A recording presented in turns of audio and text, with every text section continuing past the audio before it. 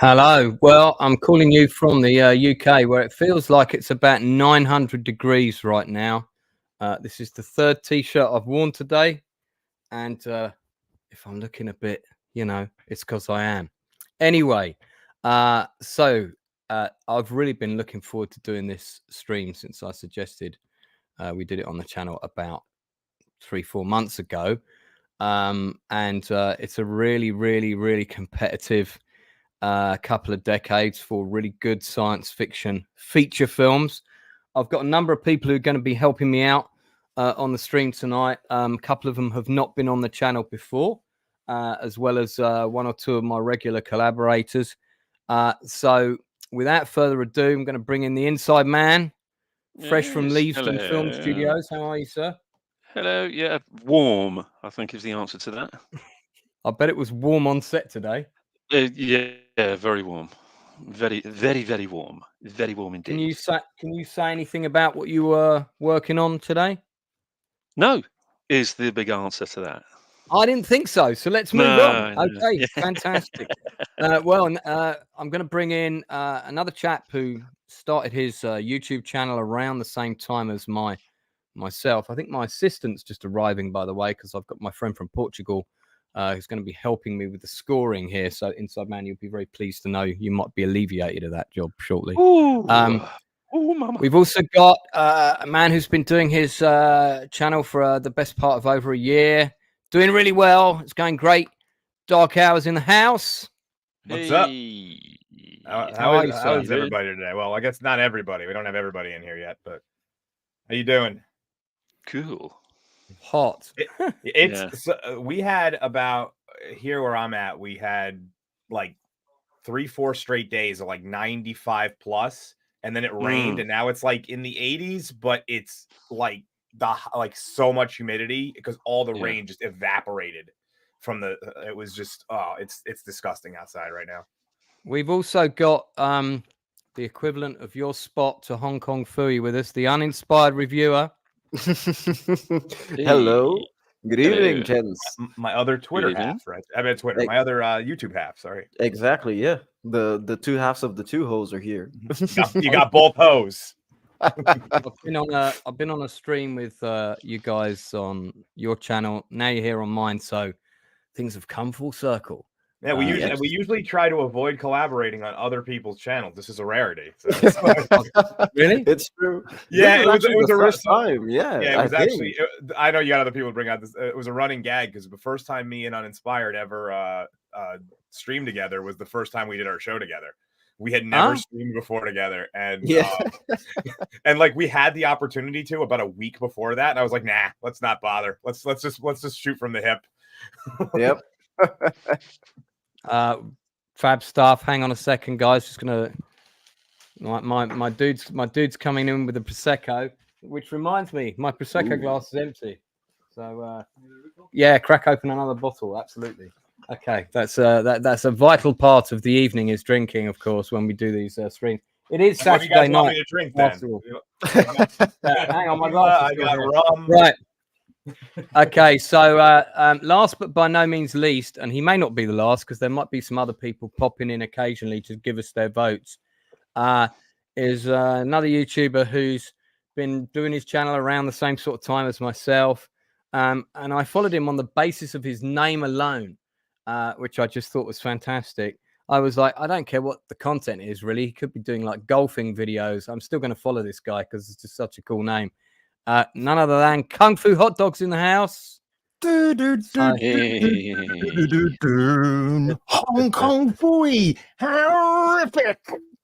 Number one super guy. How are you, sir? Lance, I'm good, my friend. In fact, we should probably tell the audience how we met because I was on shore leave. You were lonely. The elevator doors opened and you fell at my feet, and it was love at first sight. Funnily enough, I don't remember that. I do. Oh, hang on a second. Then maybe it wasn't you I was talking to. I do recall meeting you in a bar a couple of days ago where I instantly recognized you, but strangely enough, that didn't get mentioned on your video. So perhaps I imagined it and it didn't happen. You know what's really strange, Lance? At the FNT meetup, I had people randomly walking up to me saying, I know who you are. And they called me by my first name and my channel name. And I thought, this has got to be a running gag. But it turned out it wasn't. I didn't even say I know who you are. I just went, Kung Fu Hot Dog, like that. That was And I've got it. to say, the uninspired reviewer's avatar, it does remind me of a cartoon series. And I'm showing my age here, called The Oddball Couple. He had Oh my Spiffy God, yeah. the cat and Fleabag the dog. And the uninspired reviewer's avatar is Spiffy the cat, the posh cat. You'll be getting on to Crystal Tips and Alistair next. Anyway, let's not go there because our American friends won't have a clue what we're talking about. I really have no idea what the hell you're talking about. So Listen, look it up on YouTube and you'll get the reference. as the representative of America, the American delegation says no idea. As the representative of France, the French delegation also says no idea. You know, okay. and when It's those good that we have both Consider France yourself and America. educated, gentlemen. when the American delegation and the French delegation don't agree with the British delegation, usually there's a revolution. Just saying. Because every time a war breaks out, guess what? America and Britain are still great friends after all these years. Thanks, guys. It does help that we all speak the same language. Guys, we're gonna get cracking now. We're missing Wayne Byrne, who sends his regrets because, of course, me and him actually organised tonight's stream, and we did top 5 horror previously. He had a family emergency. I haven't pressed him for details, so suffice to say, unfortunately, he can't make it tonight, which makes it all the more meaningful that I've got you 4 fantastic chaps here in his stead. So, but he sends his best, and he's also sent me his very, very interesting list of 5 choices. So, which I'm gonna guess are probably not on any of your lists. I don't think any of his 5 are going to be on any of your top 5. My list is incredibly basic. I have my assistant in okay. the. So what are you going to be doing? You're going to be doing Wayne's ones last. I'm going to read them out. Yeah. But last, in addition to my own, I've also got my assistant Juan Carlo in the room, who's just off camera to my left, who's going to be keeping score of the points. So Retro's already jumping in chat and listing all 5 of hers because I don't think she can hang around. But chat, if you're gonna hang around, don't list all 5 of your choices now. Don't put number 5 in the chat until I say right, we're going on to number 5. There are also some rules, and I'm gonna post those. They're actually under the. You can if you scroll down, you can see it says rules for choosing, and I've just made a few little notes for people, so that you don't pick something like weird science, which can't be included because it's predominantly a comedy with a minor, I would say, science fiction element. I mean, it's an element that's key to the plot, but I still don't think it's a major sci-fi movie. Whereas Terminator, even though it's predominantly set in the present day, has a major sci-fi plot all the way through, as well as numerous time travel flashbacks and sequences. So, of course, you can include a film like Terminator if you wish. The films have to have been released between 1970 and 1990. That means that Planet of the Apes cannot be included because it came out in the 60s. So I actually had that on my list until I realized that it was not same year as 2001, wasn't it? What's that? Sorry, say that again. I think it was same year as 2001. I think it was it 68, I think? 68. I think, Yeah. So it's got to have been released in either America or the UK between 1970 and the year 1990, no later than Christmas of 1990. So we got a few regulars in the chat, including Dark Hour. I think Jacob Ironside, I think, is one of your chaps. Yes. Well, he's often in our chat. I've never spoken to him directly, but he's been in. I've been on this channel. He's a great guy. He does movie I've definitely done a stream that Jacob's been on, and I notice he's been popping up on my chats quite a lot. So Jacob, I do appreciate the Melvin. constant support. I love Melvin. I love the Kurt Russell. Snake Plissken. Melvin is like my right hand man. Like when I need like advice or something, I go to Melvin. we got Hostman Socrates here. We've got Ollie Hollingdale. You wouldn't know that from that logo, but he's an independent film director who's got a fantasy movie that he's about to drop. It's almost finished. Is it almost finished? Yeah, but he's got to add about 15 castles to it. When he's added 15 castles to it, it'll be ready. Retro Nerd Girl, of course, and she has already put her list in. So I don't want other people in the chat to put their choices in now. Retro's just doing it because she's about to do another stream. But assuming that these are Retro, I don't know if these are in order that Terminator is 1 and Logan's Run is 2nd. I'm going to guess that that is the correct order. So in the case of Retro's picks, Terminator would have scored 5 points because it's in the number 1 spot. So you want to write these down. Logan's Run scores 4. Blade Runner scores 3. THX scores 2. And Silent Green scores 1. Of course, she's going to jump back to me now. Oh, they are in order. Good. Yeah. So I got that right. I was going to say, there's no way somebody would list Soylent Green above Terminator. There's just no, as good of a movie as Soylent Green is, there's no way you're listing that above Terminator. So. We could do a 4-hour stream on why that's a bad choice. Just that topic alone. Yeah. Okay. So, but you get the idea. So basically, your 5th choice is worth 1 point, and so on and so on and so on. And we're going to do them in that. Yeah, it's reverse of the number, basically. Yeah. Okay. So before we get on to our number 5 picks, and we will try and go through these quick. And so people in chat, when I put up the banner that says number 5, then you can put yours in the chat and we'll count them towards the score.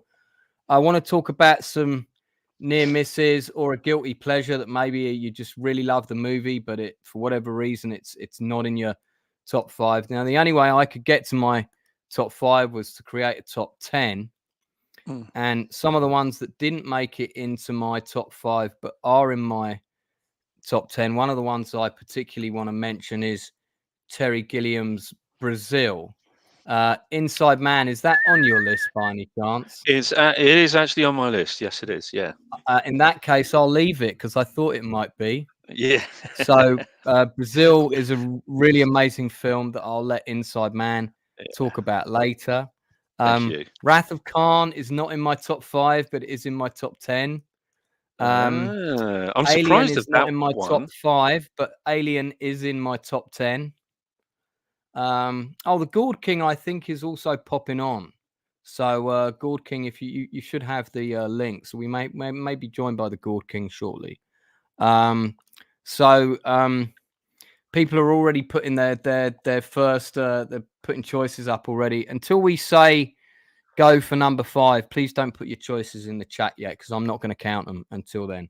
And just put the number 5 in front of your choice when you put it up. You'll see what I mean. I'll do an example.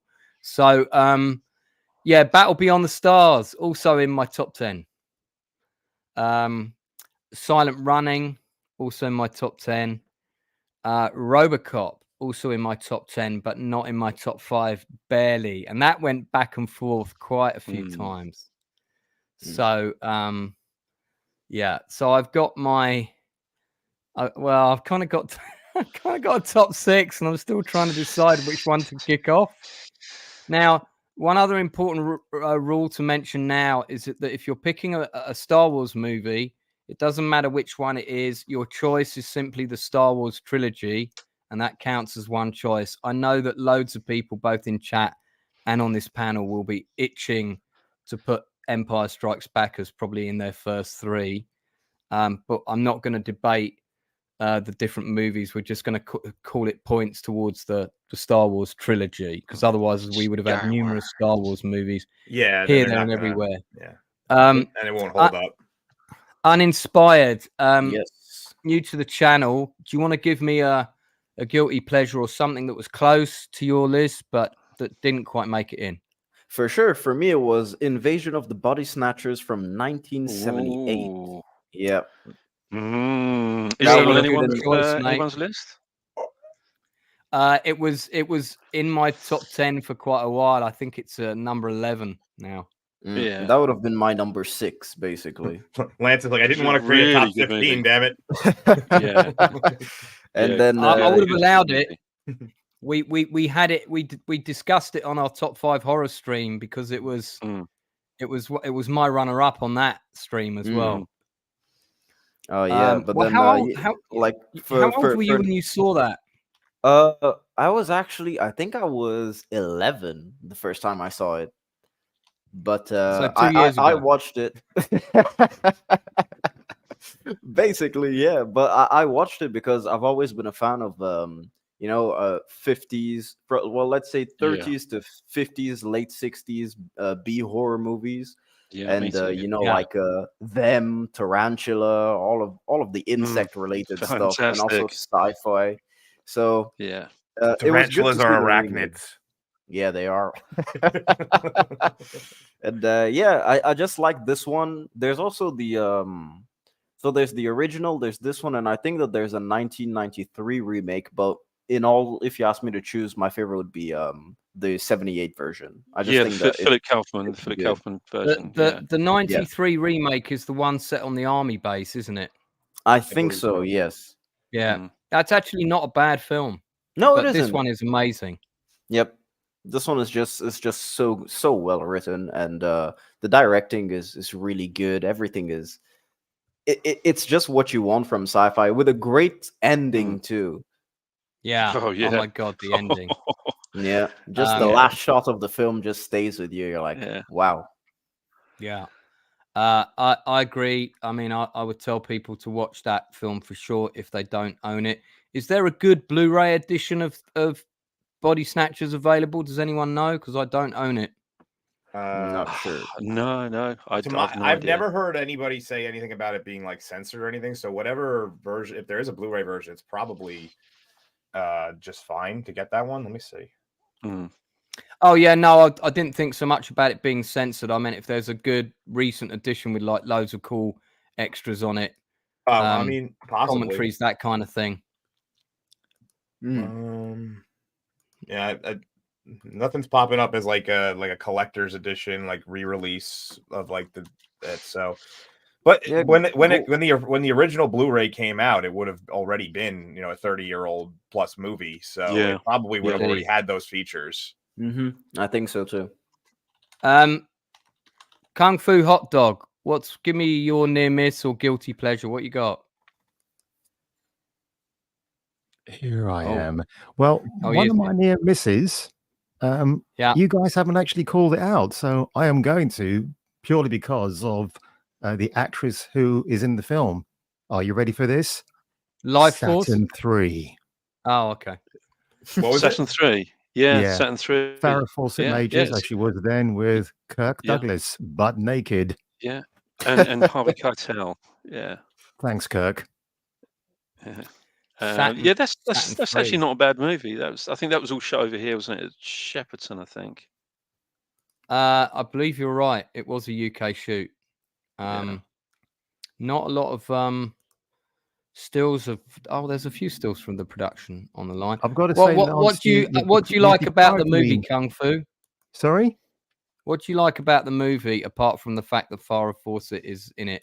Well, naked? It's actually false advertising in a way, like we know YouTube to be today, where you make a clickbaity thumbnail. I'm not guilty of that, by the way, ladies and gentlemen. And it promised a lot with the poster, but when you watch the film, it defied your expectations, and it kind of left people a little bit, this is not what I was hoping for, because Farrah Fawcett, I think she had a no nudity clause in her contract. So while the film delivered that premise, that's not what you saw on it, and they kind of reversed it with Kirk Douglas. But it's an interesting film, and if you're feeling bored one day, it's a good watch. But Lance, you deprived me, mate, of Weird Science. I was really hoping to get that one in there. It's an absolute guilty pleasure. Well, I'm going to do a top 5 zany, wacky. Oh yes, I'll be there for that one. Teen movies. Yes. No, the image. There it is. Harvey Keitel. He does a really great English accent in that film, by the way. Yeah, because he kind of plays the villain, doesn't he, to a degree? Yes. Yeah. Yeah. I remember thinking it was the sets completely for this film his voice was completely post-synced, wasn't he? He was looped for that. Was he? Was it his voice? Yeah, he was. They looped him. No, it wasn't. No, they looped him. Ah, Kung Fu. Did you know that? What was that? That Harvey looped his Keitel's voice was dubbed. No, you're kidding. You Yeah. I can hear the glass shattering. Oh my god. Oh, that's Yeah. disappointing, man. Yeah. Jeez. just this shattered reality. Sorry about that. Yeah. That's all right. Sorry. I wonder who dubbed it. Do you want to look Yeah. into that while we move on? Inside Man, what would your near miss be? Funny enough, Saturn 3 was there. Outland was another one. Not a bad little film, kind of hot on the heels of Alien. Pretty much the same crew, the same model makers, same miniature guys. You had John Mollo, who did the wardrobe for it, exactly the same as Alien. And also you had Jerry Goldsmith, who did a little bit of a sneaky thing with his score on that one. If you listen to the Alien score, I think he confessed it once. And I've been trying to find this little confession that he made about the Outland score, which was the main theme, or the leitmotif in it was actually the Alien leitmotif, which he just reversed. He reversed the bars. Yeah. So he was a little bit cheeky with that one. Yeah. So very good at recycling. Yeah. A bit like James Horner. The helmets in Outland felt like they were straight out of Alien. Yeah, they were actually they were vac form plastic. Those were they weren't particularly solid. Apparently, they did keep melting. I know quite a few of the guys who did the miniature work on that. A few other people that had worked on that, but particularly the miniature effects guys, who also worked on Alien. But yeah, I mean, it's not a bad little film. I mean, Sean Connery's always great, but it always amazes me how Sean Connery, the man that, manages to get 5% of his hair to cover 100% of his head. But he's great. He's just fantastic. Yeah, it's not a bad movie. I do own it. Has anybody not seen it on the panel? I haven't seen it. I've never seen that. No, I've never seen Outland.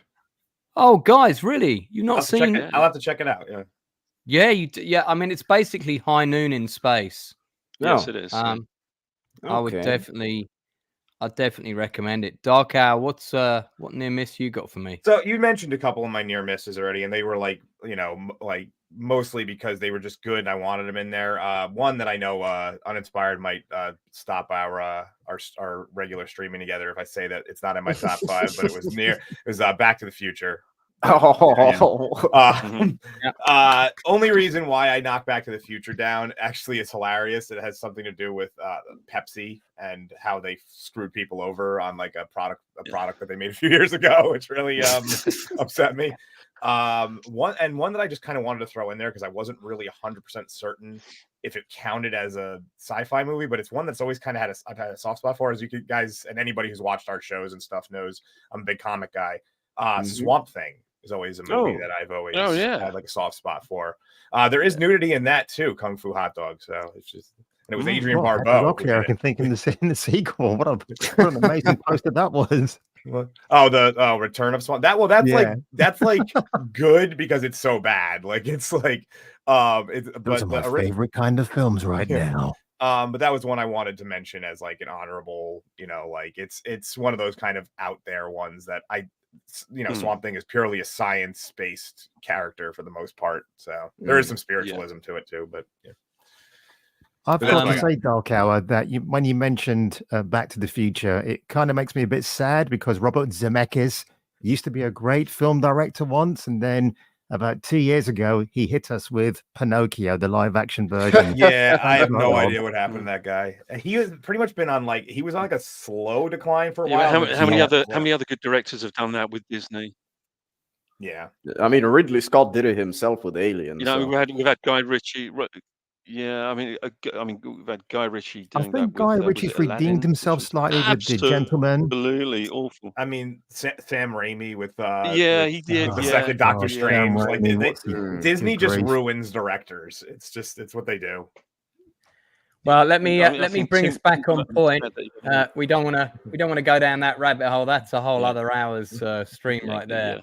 yeah, the So Dismal Corporation. okay, so your near miss was Back to the Future, and again, actually, with Back to the Future, I would have accepted Back to the Future trilogy as a single choice because and they were all out within that time frame. Yeah, they all came out within I that. saw all three together at the Empire Leicester Square Hot Dog. Do you remember when they had those? They had the triple screenings at Empire Leicester Square for that Wow, Oh, film. yes, I remember £1 cinema day as well. Yeah, man. £1 cinema day. Oh, yeah. Monday nights as well. That was good. Monday nights was always like uber cheap. The good old days of so- cinema when you had to pick up a newspaper to look at the posters for the films being advertised. Yeah. Pre-internet. Love it. Yeah. The analog We're days. going back in time. All right. So having talked about some near misses there, we're going to go on to our top 5 choices then. I'm still going back and forth on one of mine. So I'm going to put myself last. I'm like that on my 1 and 2 are basically interchangeable. So like I'm gonna like at the last second I'm just gonna decide which one's 1 and 2. Yeah, I'm good on my number 1 and number 2 spot, but my 3 and 4 spots are still having a punch up. So I'll see who's won in a second.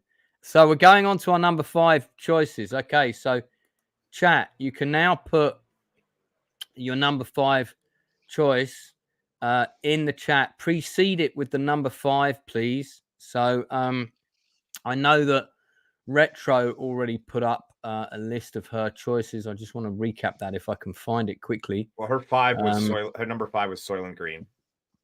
Yeah, number 5 was Silent Green. 1 point for Silent Green in the chat. Then we had so like I said, do precede it with the number 5. If you don't, I'm not going to put it in.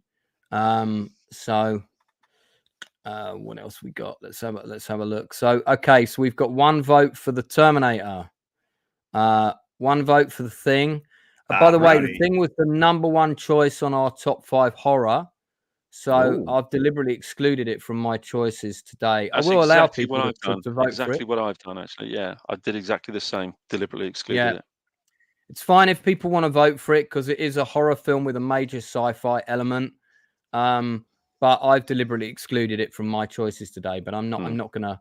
We've got 1 vote for The Black Hole. That is a good movie. Yeah, good movie.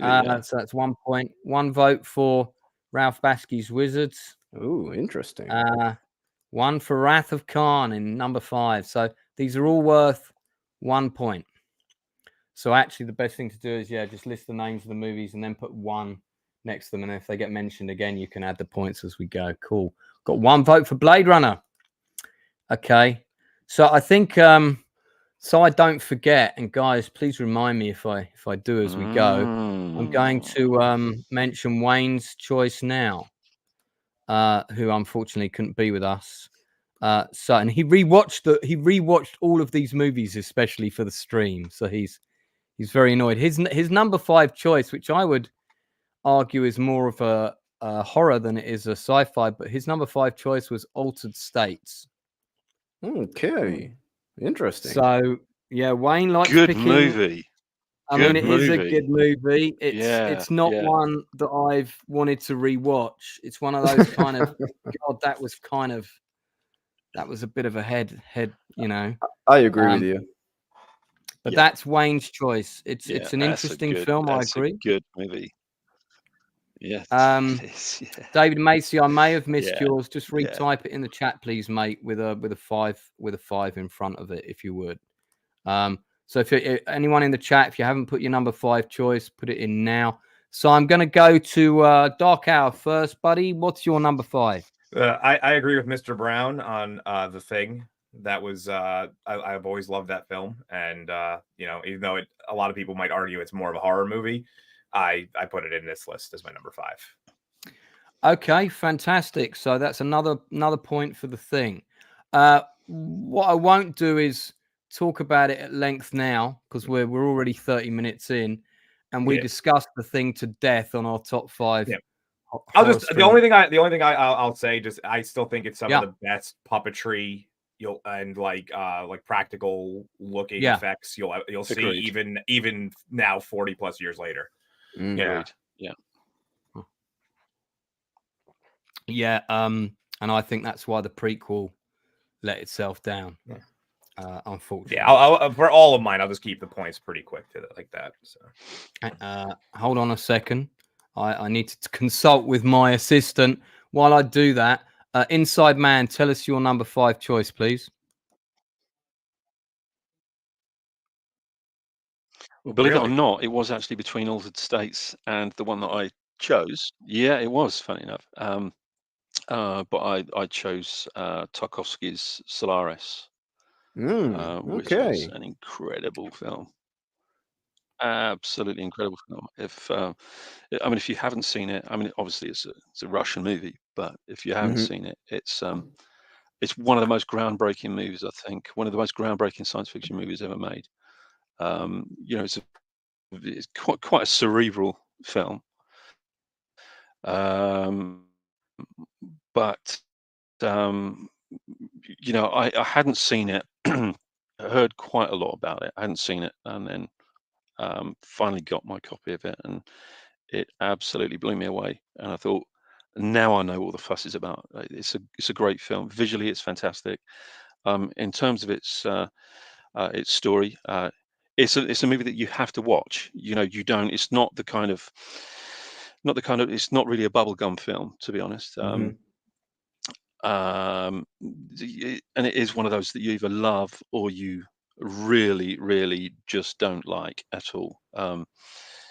Which seems to be the norm when it comes to most Brits and foreign language movies. But it's a belter.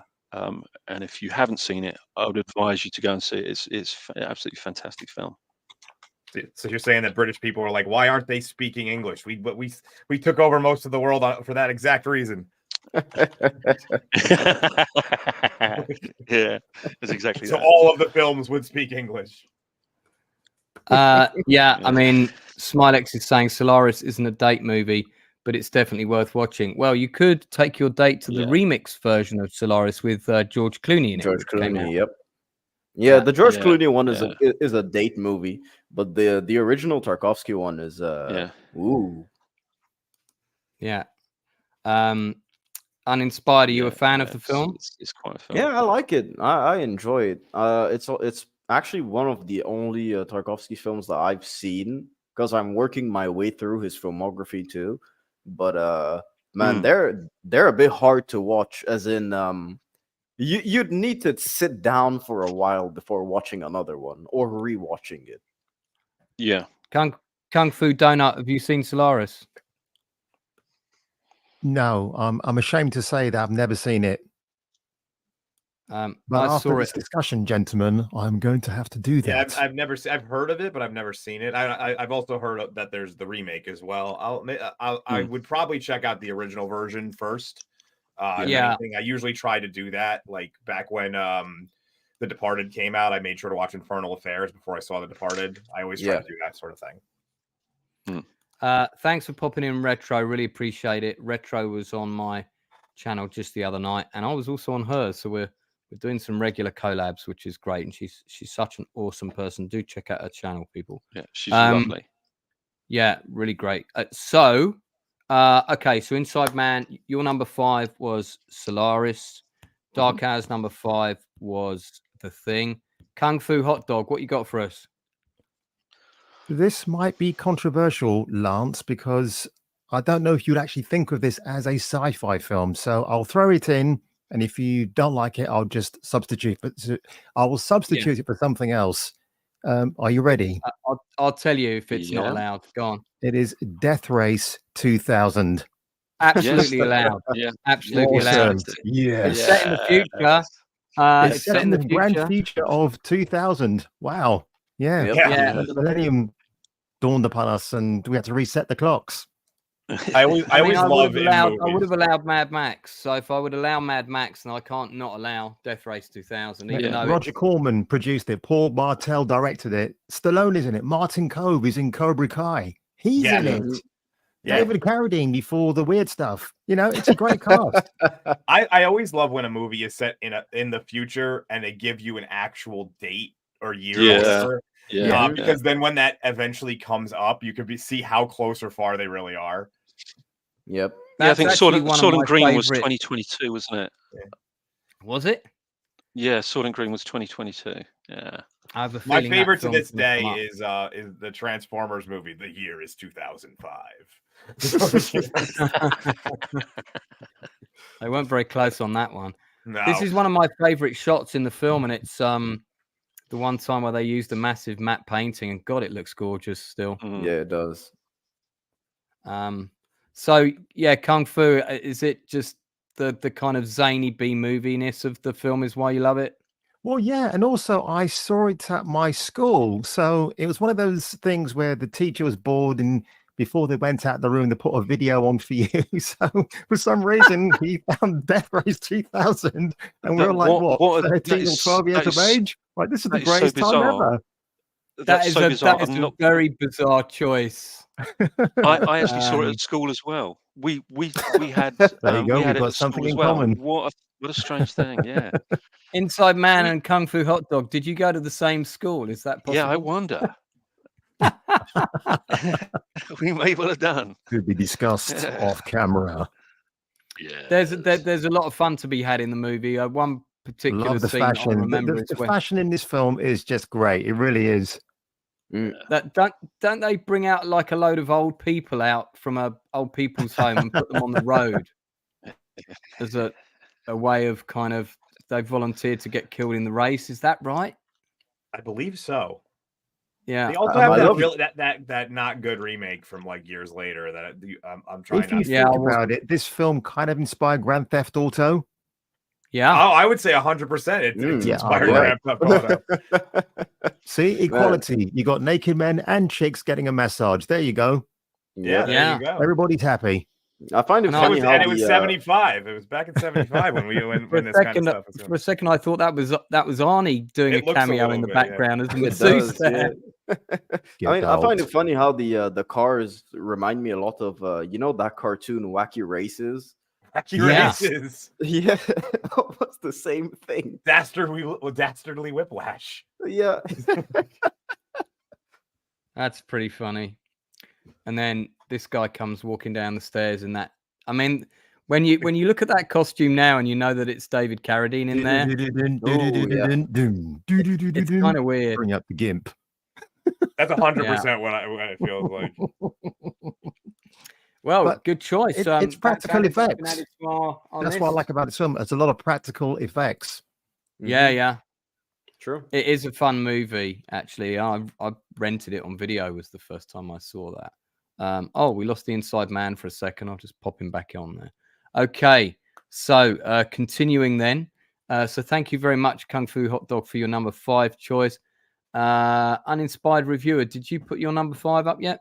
No, I will do so now. So let's have you number next. 5 is 1988's Akira. Akira the animated feature. Yes, Akira the anime. I remember selling that at the video store I worked, and it was hot potatoes. Yeah, I love Akira. I just think that it's great, and the year that they set it in was 2019, so we're far away from the cool looking vehicles and city that they had for Tokyo.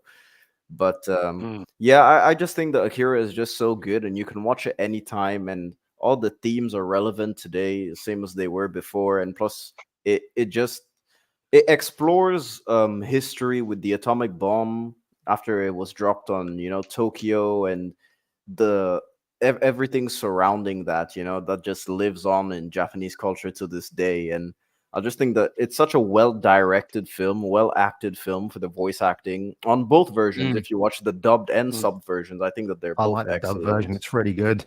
Yeah, they're both really good. And yeah, I just think that it's so beautiful, and it also, it shifted the course of animation because it broke new ground in terms of animation too. So I just think that Akira deserves its flowers, and not enough people talk about it when you ask them about sci-fi. Weirdly enough. Smilex You know hit it what? right on the head. I'm glad you brought that one up because I completely left it off my short list of 30 or 40 when I was compiling my list, and it definitely should have been on there. So I applaud you for including it, sir. Very good choice. Thank you. I Smilex definitely, hit it right on the head. I'm definitely not so keen on this kind of babyish poster. I like the other one better. Yeah, I don't I know was saying, why. Smilex hit the nail on the head right there. Tetsuo. Yeah. But it took I mean, this was the film that brought Japanese anime firmly into the mainstream, I would argue. No, Oh, yeah, yeah, I think it is this. Yeah. It was movies like this, and then after that, it was mostly late '90s stuff, mid to late '90s. You had stuff, so... Legend of the Overfiend came out not long after. Remember that? I remember that. Yeah, which was kind of, what's going on with those tentacles? But anyway. I bet you guys didn't know they were taunting or touting a live action version of this in the mid 90s. And I was all for it because the lead actor they had in mind, and this was him in his prime, Leonardo DiCaprio. I wouldn't have had a problem with that because he was the right look for it then with the sort of floppy hair and the sort of scowl. But I think the technology and who they could get to direct it. And I think a lot of Hollywood directors didn't get Akira. So they just thought, you know what, it's a pipe dream, just leave it alone. I mean, they are remaking it soon, apparently, but that's been in development hell for a while. So I don't think we're gonna get a live action version of Akira anytime soon. But the animated version is enough. They should just, keep giving us 4K versions with added bonus stuff and all bonus material in the DVDs. It's enough for me. Yeah, our on TNZ saw it in the cinema. Good on you, sir. And Desert Phoenix first saw it when he was stationed in Germany. So, but Hostman Socrates says Wizards. Ralph Baski's beats Akira. Akira's number 6 for him. So, anybody else who didn't put their number 5 pick, put it in the chat now. God, now I've got to choose mine. Oh, I've got to kick one out. Which one do I kick out? This is the problem. I just can't. I can't. Oh God! Gonna have to kick out ET. Fuck. Hey. So I'm kicking out ET. So ET's gone to my number 6 spot. Okay. So my number 5 pick then is a movie that I rewatched today with my good friend Juan Carlo, who's sitting off camera. He is real. He's not a fictional person in my imagination. I might drag him onto camera shortly. But he'd never seen it. And funnily enough, I had a quick look on YouTube and there was a fantastic HD version of this film on YouTube. Love this film. Love it. So I've got the Blu-ray. I said, we gotta watch this. And we put it on.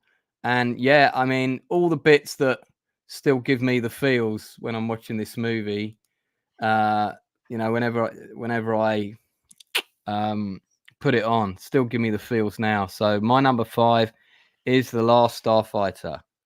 I'll tell you why I really like it, because as a kid, all I wanted to do was go off and save the universe. And I mean that in a literal sense, as in, go and help a dying planet or whatever. And this was the movie that proved that I could do that. So in a simple term, that's why I really liked it. And my friend Juan Carlo was saying he was amazed how advanced the 3D CGI effects were, considering that this was made in 1984. In fact, those effects would have been made in 83. But I really like Lance Guest as the lead. Yeah. And he also plays a double of himself as an android, and it was his first ever movie. So they really cast him well. You've also got the first CGI film ever. Yes, it this was. and Tron both came out in the same year. But I think this had more CG in it, didn't it? This was the first kind of spaceships that were rendered in full CG. Yeah, the 3D and there's one of renderings. them. See, even that still looks amazing. Mm.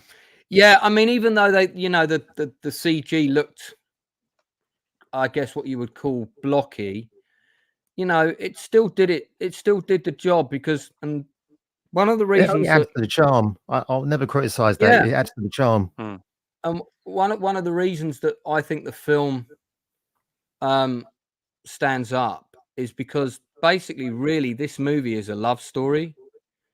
And as somebody was saying to me on a stream the other day, we don't make good love stories anymore, and I think that Can't there's imagine some why. truth in that. Yeah, and it's not a love story about these two characters, although you could argue there's a bit of a triangle going on there.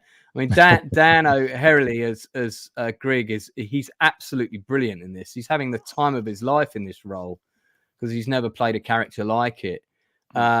But it's a really love story between Lance Guest and Catherine Mary Stewart, and I believe it was actually directed.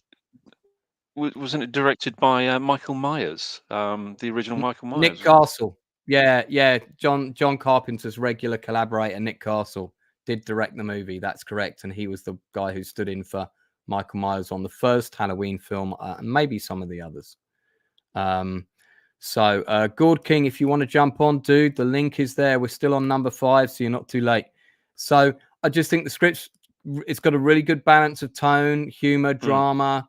It's got a fantastic score by Craig Safan, a score which I'm a bit worried that I can't find because I've got the vinyl of it somewhere and it's not down there. I don't know where it is. And all the cast are really brilliant. It's a great film. Still holds up well today. Yes, the effects are a little dated. Number of interesting cameos in the movie as well. Peter Nelson, who played one of the main characters in V, the visitor who impregnates the young girl, and they have the mutant baby. He's in the movie. And Robert Preston, fantastic actor. This was one of his last films.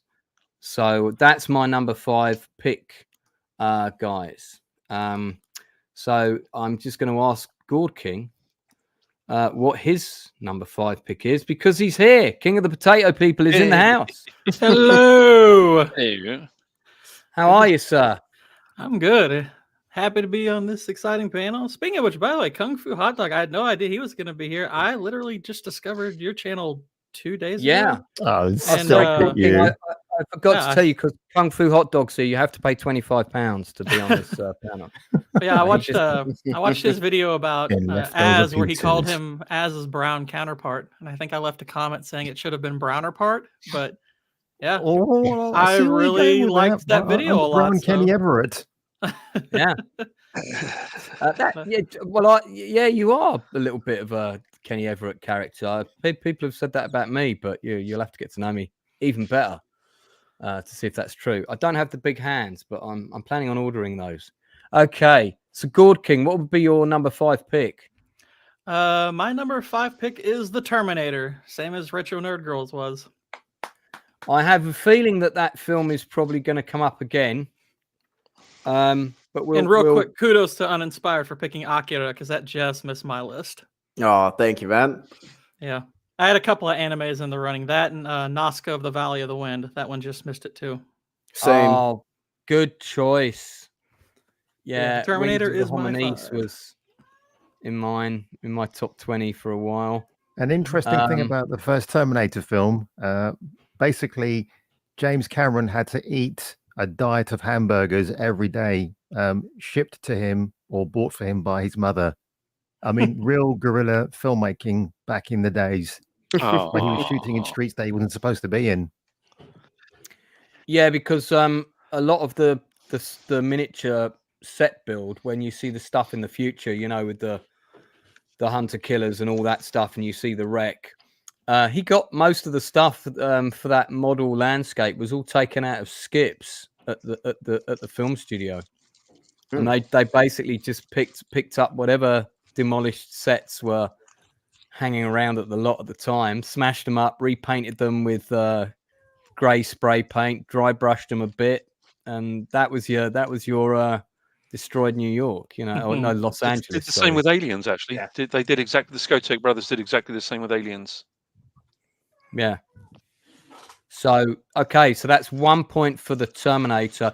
It is a fantastic film, very economical script. Yes.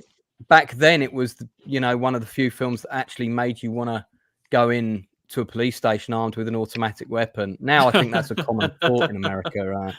But back then it was. I remember We've thinking, all had to this day, that scene just always like I discover new little like fun things about that scene in the movie in general. Like every time I go back and watch it. It is a good film. I saw that in June in the same day. We saw Terminator in the afternoon and then June in the evening. But when we got back, me and my friend, all we were talking about was Terminator. And I went to see it again the next day, and it was full. And then I went to see June again. It's funny because for me, the first time I watched the Terminator, so the first one was just a couple of years ago. I think it was about 4 or 5 years ago, but I grew up on Terminator 2. So my mom and dad, they'd always quote Terminator 2. And I never realized the T2 was actually a sequel until just a few years ago. What did you think the 2 stood for? He thought it stood for the second type of Terminator. Yeah, exactly. T-O-O.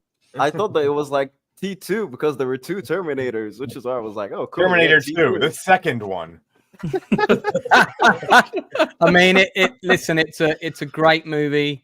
I'd give it 9.5 out of 10. There's a lot I could say about it, but I think we probably should push on. I'll just say one thing. It is on my list at one point, but I'll just get my point out right that I want to say right now. There's one thing that if they would have just done it, in my opinion, it would have been a perfect movie. There's a deleted scene where it turns out that the factory they're fighting in at the end is actually the Cyberdyne Systems building. I've if seen would have that. left the scene in where they find the computer chip, it would have been a perfect movie. Yeah. It would have been a perfect loop and everything. And that's the one knock I always have on it that kind of keeps it lower than it probably should be. Smilex is commenting on the chemistry between Lance Henriksen and Paul Winfield. Yeah, sadly, agree. Winfield no longer with us. Henriksen, trivia point, originally auditioned for the part of the Terminator, and of course, Arnie originally was up for the Michael Biehn part. So I don't know if you know this story, but what Henriksen did when he went into the audition was he put some shades on, a leather jacket. He went into the audition and he said absolutely nothing and kept just giving them different looks. And when he left, everybody was so freaked out. They were like, shit, he was really good. But at that point in time, Arnie had already kind of been shoehorned into the part. So we've got to give him something.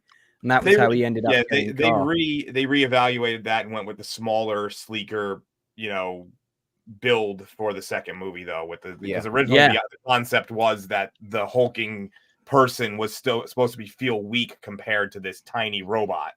And they redid that, so that's probably pretty cool. And Lance could have been a heck of a T1000. Oh, thanks, man. I definitely could. I meant Lance Henriksen. Oh, okay. Lance Henriksen, one of only 2 people to be killed by an alien, a xenomorph alien, a predator, and a Terminator. By the way. Yeah. Is this a good time to tell everybody that you're really Michael Cera, Gourd King?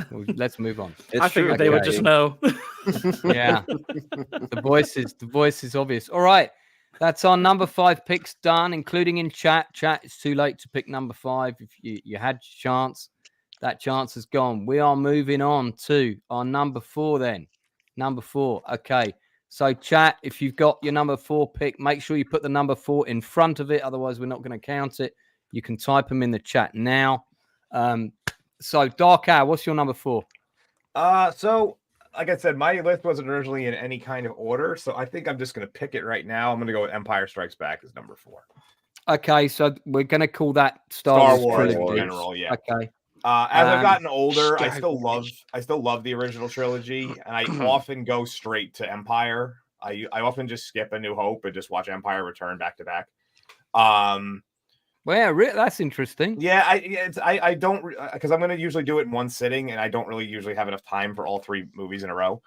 But as I've gotten a little older, I mean, now I'm a little jaded by like, you know, the state of what Star Wars has become. But you know, I've come to appreciate other films a little bit more than Empire, so I'm going to put it at 4. Still really high up on my list of all-time movies, obviously, but you know, it's just that's where it lands on this one. Princess Fiona. Star Wars is not science fiction; it's space fantasy. Well, Fiona, I actually left all Star Wars off my list because I consider it more fantasy too. Sorry. No, it's fine. I started with it at number 3. I threw this list together. I started with it at number 3. About 20 minutes. The only reason I left it off is because the last time I was on this show, I kind of and Lance basically did this. There was like kind of a 50-50 rule. If you considered it 50% part of that genre, it was okay. I look at Star Wars as way more fantasy. So I was like, if I'm going to be consistent, I should leave it off my list. I would say it was my number 3. Well, let's get some of the chat. So we got David Macy's gone with Flash Gordon. We got Robocop, 1 vote for Robocop. So these are all worth 2 points.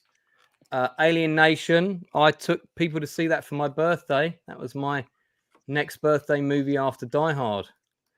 Didn't open in the UK until '89. Princess Fiona's given Terminator, but that's her Terminator. Is that her number 5 pick? Okay, so that's her number 5 pick. So that's 1 point for Terminator. And then we have Alien for her number 4 pick. Close Encounters of the Third Kind. That was in my top 10 back and forth for a long time. Mr. Brown has put Aliens. We've got another vote for Aliens, so they're both worth 2 points. So 4 in total for Aliens. That's it from chat. So I've got one question, Dark Hour, to ask you about your Star Wars choice. Do you prefer Empire Strikes Back original or Empire Strikes Back special edition? So of the special editions, I think Empire is the one that actually benefited the most. Yeah. Because they didn't add any weird things like Jabba or that god-awfully atrocious singing, dancing number in Return of the Jedi. Oh my god! And like some of the things they added were good, like the backgrounds of Cloud City really helped it. Yeah. The addition of the Wampa, actually physically seeing what he looked like, was pretty cool. So of all of them, if there's one that I would have to say it was better as a special edition, it was Empire. So I would probably go with that, but that's the only one because the other two were ruined by it, in my opinion. 2 points for Blade Runner there. Well, I'm just gonna enlarge myself. Don't read anything into that. I've got a special edition. Return of the Jedi. I think was this. No, this is A New Hope. This is the first one. Yeah. Yep. But I've got all 3 of these. Used to be posters. I think I had those back a while ago, and they just got damaged and destroyed over the years. I remember that I've got all 3 of them. The Empire Strikes Back one is slightly damaged, and it is in a plastic tube, so that's why I'm not getting it out. But I do have all 3 of the those special edition posters, and they are very nice posters. All right, so Dark Out, thank you for your number 4 pick. We'll race through these a little bit. Uninspired reviewer, what's your number 4 pick and why? So my number 4 pick is another one from 1988. It is The Blob remake. Oh, I love that film. Nice. That's great. Fucking love that movie's in my book. That was on my short list as well of like the honorable mentions. That first kill in that movie terrified me. Yes, same. That's in here. Oh man, I just love The Blob because I'm a big it? fan of horror movies. So sci-fi horror is, mostly my thing, or anything horror related. And as like we said, the first kill in that movie, it takes someone who you think is going to be the main character and kills him so brutally. Oh, yeah. It just leaves you traumatized for the rest of the movie. Plus, it is well written, and it does pay homage to a lot of what, as I said before, B movies from the 30s to 60s. The sci-fi B movies of how it's it all just becomes the military versus that specific thing that is attacking us. That is what happens at the end. So I do prefer the first half of the movie, but it doesn't shy away from killing kids. It doesn't shy away Yeah. from anything, you know. So Slaughter them all. exactly, it's just a great fun movie to watch. Just this And the indiscriminate effects are force. good. Yep, exactly. And the effects still hold up today. They're pretty good. I watched it pretty recently because, of course, it was produced by Frank Darabont, and he went on to do some great stuff. I'd love to do a stream about The Mist sometime because that's an amazing movie. Which, by the way, if you've never watched it in black and white, you should, because it was shot to be released in black and white. Ooh. So when you watch The Mist in black and white, you'll notice that all the scenes just look completely different, in the best possible way, by the way. But one of the things I really, one of the things I really like about the Blob, like you said, is they set up constantly characters that you think are going to be heroes in the movie, like the sheriff, and then the next thing you see is his skull's like floating past that phone box scene. Yeah, in the phone booth. That moment is so good when she's like trying to get him on the phone, and the woman on the phone saying, "I don't know where he is," and that's because he's been eaten. And it's a great movie. That's a good choice. We could have had that in the horror top 10, but it is a sci-fi, comes out of space, so I'm gonna accept that. I think Steve McQueen's son Chad is in the film as well. Yeah, and I so is believe Shawnee Smith's in it. She was in the Saw movies. Yeah. Becomes his kind of partner in crime. Shawnee Smith is she's pretty she's on the Kung Fu Hotdog scale in that film. With that segue, Kung Fu Hotdog, what's your number 4 pick? Well, I'm going to read a tagline and then I'm going to tell you what the film is.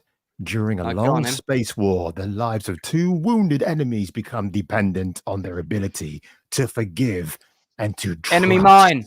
Yes. 1985, Wolfgang Peterson. What more can I say? But then, of course, you got 2 awesome actors in their prime.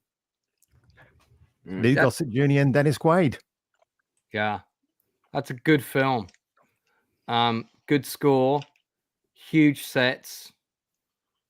Same sets they shot Das Boot on, I think. It's got some nice 80s cheese to it, which I love. Yeah, no, I like it. Good choice, sir. And Louis Gossett Jr. is almost unrecognizable as the alien who and it's am I right in saying that it's got a trans alien in it? Is that fair?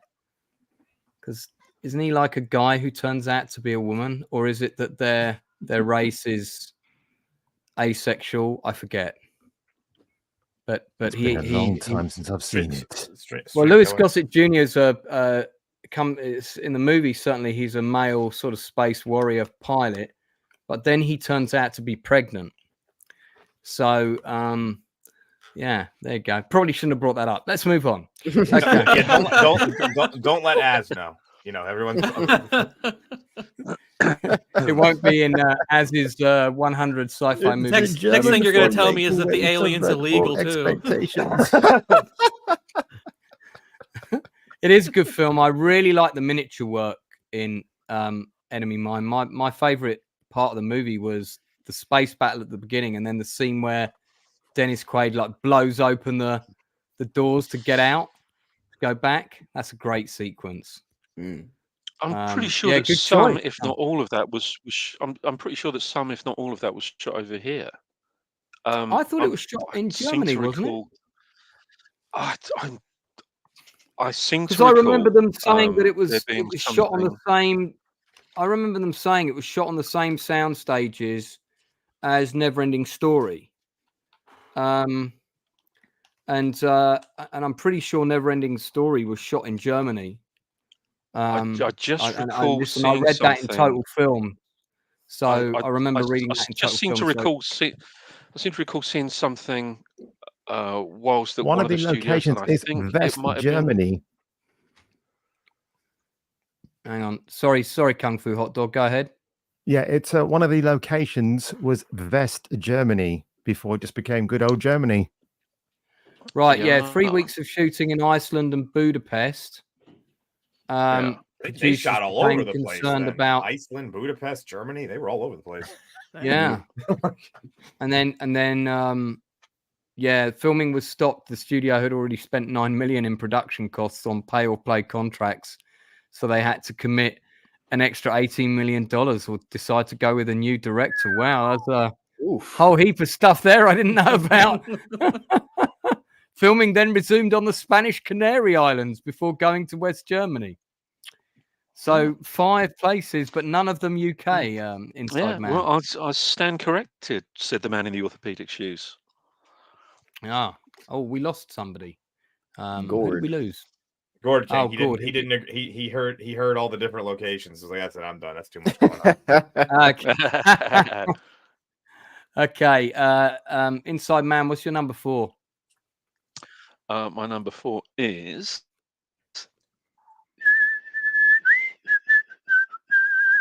Brazil. Yeah. Well, I mentioned that at the beginning of the stream as being one of my near misses. I do love it. It's it's great film. One of my favorite wackies. Go for it. Tell us why you picked it. Yeah. I just I think it probably because I'm quite a fan of the whole sort of dystopian future. It's a very satirical dystopian future. It's a very satirical, a really, really quite nasty and satirical look at an authoritarian society. But I just think it's it's the whole movie is an art director's palace. It looks incredible. I think it's beautifully written, but it just looks it's Terry Gilliam. I can't say more than that. It just looks incredible. I love it. I absolutely love it. Isn't Bobby De Niro in it as well? Just Michael barely Palin, missed my it's list. probably what Michael Palin's one of his best performances. Agree. Yeah, Kung Fu Hotdog is right. Robert De Niro is in the movie, as is Bob Hoskins. Yep. No way. Yes, he is. Yeah. Yes. Yeah, and Bob Hoskins has a wicked cameo as an air duct fixer with this other guy, and they just make this small problem worse and worse and worse and worse, and it's sort of a bit of a piss take of the tradesman of the era. I think that's the UK. Is that the original UK poster quad? I've never seen that one before. No, I've not seen that one before. But it's a 30x40 UK quad, that isn't it? That's what. But I remember the UK poster. I just remember it with the Brazil words just going across in that's neon. The poster I remember. This is the one with all the This one, has anybody on the panel not seen it? I've never seen it. No. Dark Hat, you've got to watch it. Oh yeah, it's a great movie. I'll check it out. Yeah, it is great. And don't take anything recreational because the film will do that for you. So when you've finished watching the film, you'll look at your food and wonder if it's been laced with something. But it is a good movie. And the practical and effects and sets in the film are absolutely fantastic. Yeah, they really are. Yeah, incredible. Oh yeah, I do highly recommend it. Before I do the rest of the number 4s, I've got a super chat. Thank you, RRTNZ. Quick reactions to Lynch's Dune. I liked it. I saw a longer cut of it than anybody else because Richmond Cinema Odeon got delivered a working print completely by accident. They were the only cinema in the UK to get delivered that print, and I just happened to go to that screening. And I wrote a whole blog about that, about how I saw all the extra scenes that weren't released until they came out on a Laserdisc some 10 years later. I got to see them all, which was just really bizarre. So I liked it. I like. It's a flawed film, but I like it. Dark Ad, you like Lynch's Dune? Yeah, I'm not a big Dune guy. I mean, I've seen it. It's not really my my cup of tea, but I can see why people love it. So. Anyone else want to offer anything on Dune quickly? Yeah, love it. Miniature work's fantastic. I love the costume design. I really love it. I do love it. It was kind of sort of outside of my 5 anyway. I would have stuck it in, but I didn't want to. Right. Thank you very much for that super chat. Great. Okay. Well, look let's move on because I know some of my panel are pushed for time. So who else hasn't done their number 4 yet? Gourd King, did you get yours? No, my number 4 is RoboCop. Oh, nice. Great choice. Saw RoboCop for the first time when I was way too young, but as did everybody. Yeah, and that's like, yeah, and they totally intended for us to because they started making toys, which the toys were awesome. But yeah, RoboCop it's fantastic satire. The violence is insane. The hero is so cool looking, and he's kind of doing the Christ figure thing with RoboCop, and what's his face? He plays Clarence Boddicker is still one of my all-time favorite movie villains. Bitches leave. It's Red Foreman. Yeah, I can't remember his real name all of a sudden. Yeah, I absolutely love him in that movie. Yeah, RoboCop is just it's incredible. It's Kurtwood Smith. Kurtwood Smith. That's his name. It's it. Still to this day, like the calculations on like shooting through the chick's like dress into the yeah. and that shootout in the Coke house is just phenomenal. It is phenomenal. There's an interview on my channel with one of the 2 main bad guys in that sequence.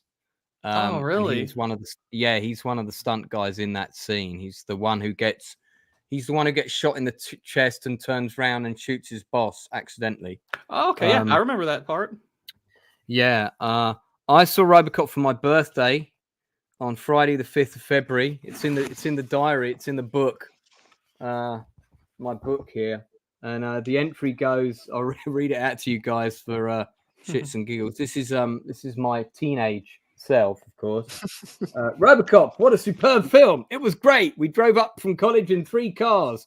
Vicky recommended that we eat at the Chicago Pizza Pie Factory, a basement restaurant down the road from the cinema. The cinema was absolutely rammed, but we had seats upstairs. Atmosphere was incredible.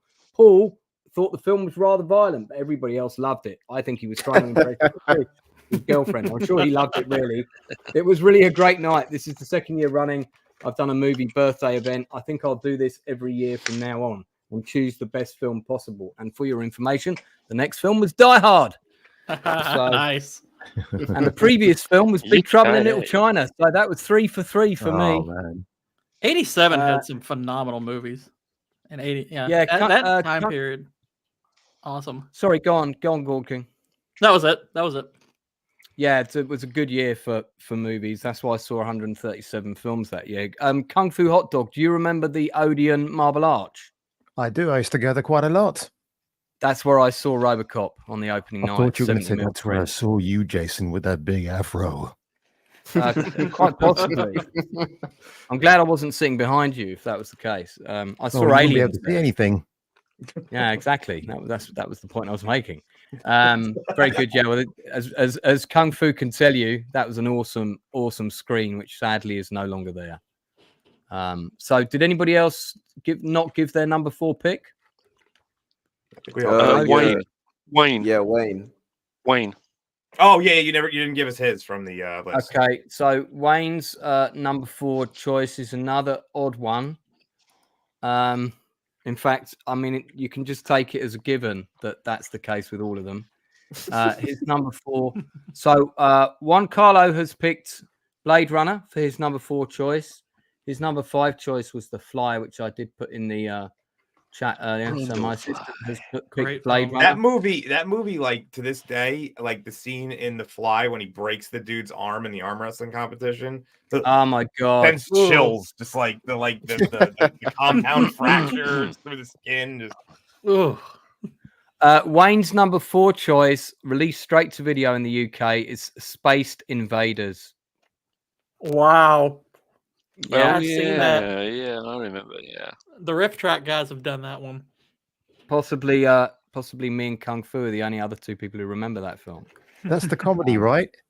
Yeah. You're gonna kick some earthling butt. Yeah, that's the one. I remember it.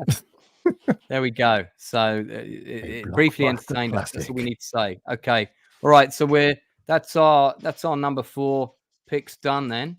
So chat, number 4 picks is closed. we're going to go on to number 3.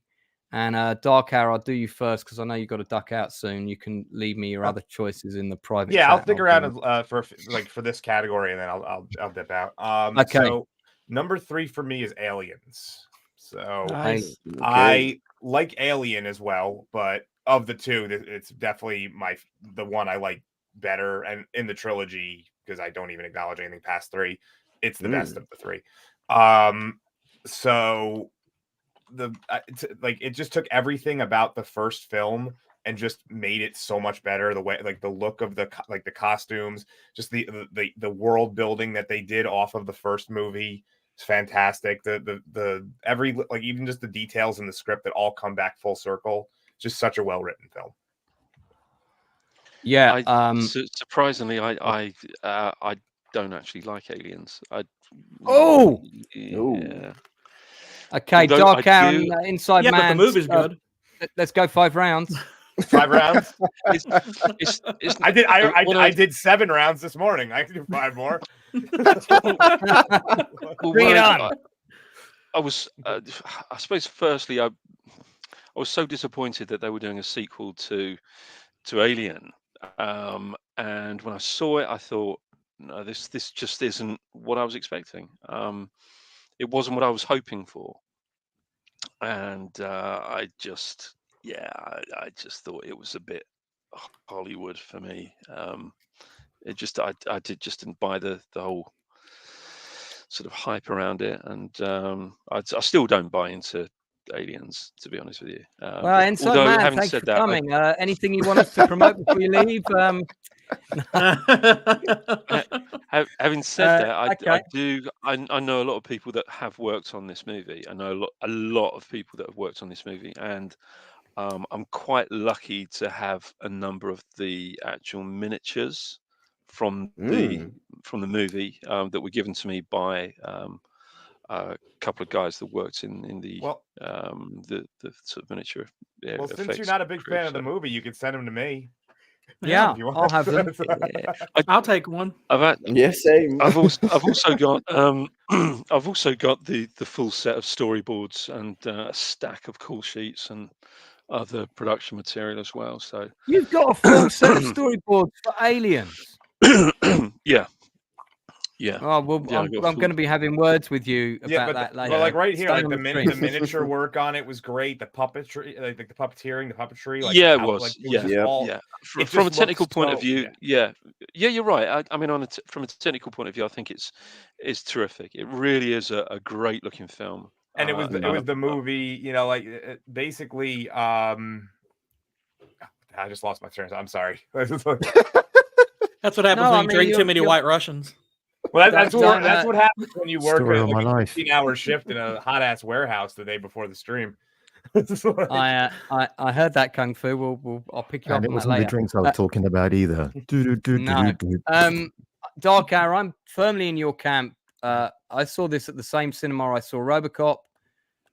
It was packed out. It was the very first UK screening of Aliens, which was at 1:00 in the morning on a Thursday night back in the day when we never did that kind of thing.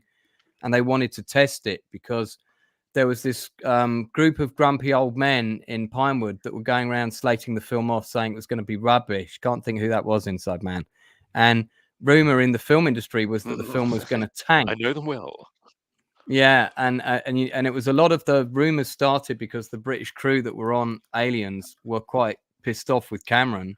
Yeah, so and everybody thought that the film was going to be rubbish. I'll get to the number 3 picks in chat in a sec because I realized I forgot my number 4, so I'll come back to it after this. Yeah, I went up with like 12 people to see it, all from my cinema. The cinema manager organized the trip, and I just loved it. I loved everything about it, especially the supporting characters. Vasquez is awesome. You guys, I'm assuming at least half the panel knows the story behind Vasquez, like how the character came to be. That she thought she was, when she heard she was trying out for a movie called Aliens, she thought it was about illegal aliens. So Jeanette Goldstein's not Hispanic at all. So like she's the mom from T2. Yes, she is, and she's extremely Jewish. And she's done a cameo in almost every Cameron movie up to Avatar. She's the Irish like woman in Titanic as well. I remember. Yeah, the one who's tucking in her kids as the boat sinking. Yeah. And they threw that line in the movie too. She's also the only actress in the television series ER who's done 2 different guest character roles, because ER casting directors had a golden rule of not casting any of the same character actors twice in a supporting guest episode part. And she was so determined to be in the show again. She said she went in disguise so that they wouldn't recognize her, and totally morphed into the character and got the part. And they didn't realize it was her again until she was on set. So basically, this is the thing that she does a lot, is what you're saying. Is she shows up in character and like is unrecognizable. She also she's retired now, and she sells her own bras that she designs. Nice. Anybody ever use you for a man? I've got to ask you a quick question, dude. Do you have the limited edition Seiko watch that was made for Aliens? Who were you asking? Inside Man. Oh, sorry, for me. Yes. Yeah. No, I don't know. No. Asked and answered. Let's move on. Okay. So, all right, that was your number 3 picks. Aliens. Aliens is also in my list. Mine too. I'll comment a little bit more about it on some of the things we haven't covered now.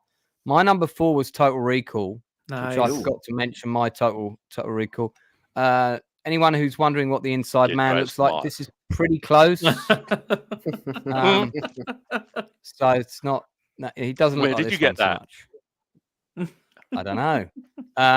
Rachel Tykotin in this film is, again, she scores a on the Kung Fu Hotdog scale. Yeah. I really like this movie. One of the things I really like about it are the sets. I really loved the sets and the production design, and just really loved the whole look of the film. I think Dark Hour, didn't you do the discussion with Drinker about it the other night? Yes, we did. Yeah, and I one of the coolest moments ever. That's where I know Dark Hour from. Yeah, I mean, so it was really fun listening into that and hearing everybody's thoughts echo my own. So who was that who said that's that you hot dog who just said that? That's where you know me from, or it was? Yes, when I saw Dark Hour, I thought I've got a feeling of deja vu about this guy. Like I've seen him before. So, like, brief story, history to you. I was basically invented by the Drinker. I had never streamed or anything before I was on his channel a year ago, and I wasn't basically wanted to start my own stuff after that. So I'm effectively a 100% Critical Drinker creation at this point. The Drinker created Dark Hour in a lab. And I feel that the still that's up right now is strangely appropriate for that discussion. It's like you're the Drinker's alien love child. There it is. Yeah, Dark Hour and I were both encouraged to start our channels in that way, it has to be said. Yeah, so that was my number 4 pick, which is worth 2 points. Let's just do our 3s from the chat. So we've got 1 vote for Bill and Ted from David Macy. Nice. Star Trek TMP. Is that the search for the Peter? Motion picture? No. Oh, the motion picture. Of course it is. You couldn't put one? Just one? Yeah. Put Star Trek 1, dude. Blade Runner. So that's so these are all worth 3 points. Incidentally, there's a vote for Total Recall for 3 points. Star Trek 3, The Search for Spock. Klingon bastard, you killed my son. Blade Runner, 3 points for Blade Runner, possibly the best sci-fi film ever made, depending on which cut you watch, of course. The Thing, so 3 points for The Thing. It'd be funny if The Thing ends up in getting top place again. It's looking pretty likely. Boob World, 3 points for Boob World, heavy metal. Yeah, I said that on Retro and Her Girls channel. I got told off because she reminded me it's a children's channel. We've got one from Jake at Ironside. 3 points for Close Encounters. So you got all these? Yeah, wicked. Okay, so that's who hasn't done their 3 pick? Kung Fu Hotdog. What you got for number 3? My number 3 is Gordon's Alive. Flash. Ah. He saved every one of us. Dun, dun, dun, dun, dun, I dun. think Timothy that's, Dalton. Come on, man. Peter Wingard. Timothy Yeah. Dalton, the best 007, by the way. Ooh. Yeah. I did favorite. like him as 007. It's a shame he didn't do a third movie. He came close to doing that, but because of, I think it was MGM having legal issues, and that Yeah, kind of put he wanted to do a third one. He did, and he got fed up of waiting in the end, and And then Pierce Brosnan got his chance in 1994. Yep. Yeah. Flash Gordon, I saw it for the I saw it at a really small cinema for my birthday. I was a bit annoyed at the size of the screen that we ended up seeing it on. But I've got the 4K Blu-ray as well. Really happy to have that. The question is, though, have you seen the Flash Gordon Lego creation? No, I haven't, but I've seen the animated series. Well, I think you should see the Flash Gordon Lego collection or creation. Here it is at a War Games convention. They built the entire movie out of Lego. And if you look at it, all of these sections of this model are different scenes from the movie. That's so on the cool. left here, That is insane. you've got Crazy. I knew you'd love this, man. You've got the Forest of the Prince. You can see there that's the rocket ship actually attached to part of the palace. You've got Mongo's main palace, the sort of thing where the football takes place. If you look at the bottom, you can see there's that room with all the guys sitting along the table that at one point Dr. Zarkov unplugs, and they all it's like every scene from the movies here. So on the other side, you've got Zoltan's palace, and if you look at the bottom right hand corner, you can see they've got the little turret thing that they have their fight on, that moves. Oh, I know, this is absolutely nuts. I can't just the amount of time that this must have cost to make this. How does the line Flash Gordon quarterback New York Jets, how does that track with like non-Americans? like Yeah, I think we kind of got that, didn't we, Hot Dog? Kind of got that. Yeah, and also Max von Sydow, who was Emperor Ming, he wasn't a douchebag. He was really good to Sam Jones because he knew Sam didn't have any acting experience, took him under his wing, pretty much like what Ian McDiarmid did with Hayden Christensen for the Star Wars prequels. And that didn't help him, though. It's good. Sam Jones just looked the part, man. He's great. Wish they could have made a sequel. I wish they could have made a sequel afterwards, but then I think Sam Jones unintentionally ruined the appeal of the film as well because he wouldn't do any marketing for it. Apparently, he wouldn't go in press interviews, from what I remember. Right. Why was that? Was he worried? I mean, his voice wasn't dubbed for the movie, was it? No, it wasn't. Right. I can't remember the exact reason, but I think he might have had some clashes with the director, or things weren't working for him as he wanted to on set. He wasn't a prima donna or anything. It's just one of those things. Yeah, I thought, sorry to interject, but I think if you have a look, his voice was actually dubbed, and it was because he was at odds with the De Laurentiis. The second time in history I've been caught out with an actor who I thought did an accent, and suddenly no, it was somebody coming in and dubbing them. It's running back today. Yeah, because I have a feeling he was dubbed. That's what I was. Yeah, I think they dubbed him because he pissed off the De Laurentiis family. Yeah, the producer. Yeah. Right. Well, they only dubbed him for that reason, not because he sounded too American. Yeah, it was.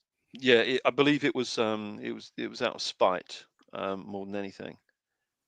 See, this is why we have the inside man on the stream, because he has the inside stories on these things. I mean, I hope he had the inside stories. Being called the inside man and not knowing shit about the inside would be a pretty bad look. Yeah, would not be good. I know all about the inside. That's interesting. I was just looking at that's not on the Wikipedia page, but then I mean, a little known fact as well is that the voice of Atreyu in Neverending Story is not that kid Noah's voice. He was dubbed by an English child actor who I was in Bugsy Malone with, and this guy had to sign so many documents stating he would never speak about that ever. And he and now he's he was on Only the if they list dubbed somewhere. he could only speak about it if they dubbed his voice. Well, I don't think he cares anymore because he's left the industry. The other guy's left the industry and is now. They did the same thing to Lisette Anthony in Krull. I had it, and then when I found out they dubbed her voice, I gave it back. Didn't want to keep it anymore. Really? They dubbed her Yeah. voice in Krull? I So didn't she know had a that. nice prim English accent. I said, no, she's got to sound American. Oh, thanks. Cheers. To appeal to the mass audience. Hang on. The version of her that I've got talking, she's got an English accent. Has she? Wow. Yeah, so you've got a version of Krull with an American accent for her? I did see that, yeah. Yeah. Yeah, no, yeah, I mean, I don't doubt that version exists, but I can promise you the version I've got is her, it's her speaking. Wow. So look, that's come Well, through that's- Hot Dog that's coming. Harvey Make sure you give Weinstein it for you. the American version. Go on, sorry, go on inside, man. Yeah, that's Harvey Weinstein for you, I guess. Yeah, quite possibly. I don't like your Anybody else voice. there? Gourd King, what's your number 3 pick? My number 3 is The Predator. Or Predator, not the. I forgot there's another movie called The Predator. Hang on. which is terrible. Let's clarify that quickly because Yeah. surely you don't mean the Predator. Drop which also the. You mean Predator? Predator. Predator. Okay. Schwarzenegger's probably his second best movie. It's in Predator. the Holy Trinity. It's in the Holy Trinity of Schwarzenegger movies. So. Yeah, Predator is just Okay, 3 points. for incredible. Predator. That Arnold was like my action movie hero growing up, and my favorite role of his at that time when I was a kid was Predator. Now Terminator 2 eventually became it over time, but I wanted to be Dutch. I wanted the gun. I thought that gun was incredible. You I can always loved have every single lessons. thing about the. you can always have lessons. if You you want to say. be Dutch. Actually, I If I can recall speak a little correctly, Dutch, that so specific I can gun. teach you. If I recall correctly, that specific gun was an M4 carbine with a M203 grenade launcher attachment. For some reason, that just stands out in my mind. Yeah, it's so good, and The inspiration for Gears of War, by the way. Yeah, Just look very at much. it. Delta Squad. Very much. Look at those guns. Jesse Ventura, man. Come on. I mean, look at this guy. Man, they were pumping in the jungle too, just before shooting. I know that Arnold, I mean, I will say this because I am going to leave after this category, but this is in my my top 5, and I know Arnold dropped and it was mostly fluids. He just dropped so much weight while they were filming because they didn't have to glycerine these guys up at all. They were just sweating constantly. Yep. Yeah. The same thing happened to Peter Weller on RoboCop as well. If you watch, I think it's called Blood, Sweat, and Tears or something like that on the BBC. You'll see that the making of that film was like hell. I'm telling y'all, if Frodo had to take the ring to Mordor in the 80s, this is the Fellowship right here. It would have got done a shit ton quicker. It would have taken. It would have been done in an efficient 90-minute movie. It would not have taken. Those Colombian Uruk-hais wouldn't have stood a chance. Which one would have been the Sean Bean role? I would have tried to take the ring. Hawkins died first. Hawkins died first, but I know that the one on set that gave people the most trouble was Sonny Landham. So they probably would have gave him the role that got him out of the movie the quickest. I didn't know that he was. He gave them some problems on set. I didn't know that. They had to assign him a bodyguard, but it wasn't for him. It was just stop him from doing stupid shit to other people. Ah, okay, that's interesting. Sadly, passed away now. Yeah, a few years back. Yeah, him and Jesse Ventura both passed away. One thing I noticed when dead, is he? He didn't pass away, did he? No, surely not. No, I don't think he is. I think he's still alive. Is he still alive? I thought it was sure he is. Bill Duke who passed away. I thought he might. Jesse Ventura's still alive. I don't know why, but I thought Jesse. Oh, you're right. He is still alive. Okay, that's a relief. Sorry, guys. But I knew Sonny Landham was gone. Jeez, what? Are you saying Bill Duke's also gone? I think. I thought for a second he might have been, but no, he's up there. He's just up there in age. Damn it, Gourd King! You nearly covered me there by also making a mistake. But I didn't realize how big Bill Duke was. Bill Duke's they're all big dudes. They were all big Yeah. guys, except for Shane Black. Shane Black is pretty small. But even Well, like, that makes him Frodo, I guess. It's as big as a house. except for what is it? Even the Poncho. I don't remember the actor's name off the top of my head, but even he's pretty big. Like he's not. Yeah, like, he by is. standards of like a normal person, he's still pretty big. He Have you actually, for a noticed, long time, when was you my rewatch favorite. this- He was like my second favorite character in that movie for a really long time. I always really liked his character in that. Poncho. Thought he was cool. Yeah. Have you I like him. noticed if you rewatch the film, you know when they're moving through the jungle to get to the camp, and you get various shots of them kind of cutting branches and stuff. If you watch that footage, you can tell that all of that was shot within the same kind of area of 50 feet. Yeah, It literally is the same piece of jungle again and again, just shot from a slightly different angle with them chopping a few more things, and all of those shots were all done within a very, very confined space of each other. I'd love another drink, sir. Thank you very much. Excellent. I need to have this assistant on my stream more often. Yeah, really good choice, mate. Predator is another film I would give 9.5 out of 10 any day of the week. Thank God they didn't go with the Jean-Claude Van Damme costume. And the Predator, by the way, one more aside. The Predator, I think, is the best movie monster of all time. Best Agreed. looking movie monster agreed. ever. It's like perfection. Absolutely. What it's are they called? Yatwa? I think that's what they're called. It's Yatway? Yuchway. I've never been able to really pronounce it. And they've never been able to recreate how that and, menacing his face looks, Alien, and it's because of for the me. eyes. They never get the eyes right. Also, whenever they make him more heroic in a movie, they shrink the head and make him more human-like. Yeah. Yes. So when he's supposed to be the villain, the head is bigger, the eyes are different. They make him more alien. They try to make proportions better when he's on the protagonist side. So my number 3 pick is the Star Wars Trilogy. I'll just leave that there. We don't need to get into it right now, but that's my number 3 pick. So 3 points for Star Wars again. Has anybody else not said their number 3? Uninspired, did we have yours? No, my number 3 is a little movie from 1989 called The Abyss. I wondered if that was gonna. Now, do you mean the director's cut or the original cut? I don't think I've movie. seen the original cut. I've only seen the director's cut, I believe. So I'm not sure that we can include that because Why? the director's cut was not available between 1970 to 1990. To be fair to you, To this day, the scene where she almost like dies and they have to use the defibrillator. Yeah, I'm when still- she drowns. Well, she drowns, and then they go to use the defibrillator, and the one guy's like, "No, it has to be skin contact." They're just like, "Okay, tits, here you go." Like it's like here's your obligatory nudity right here.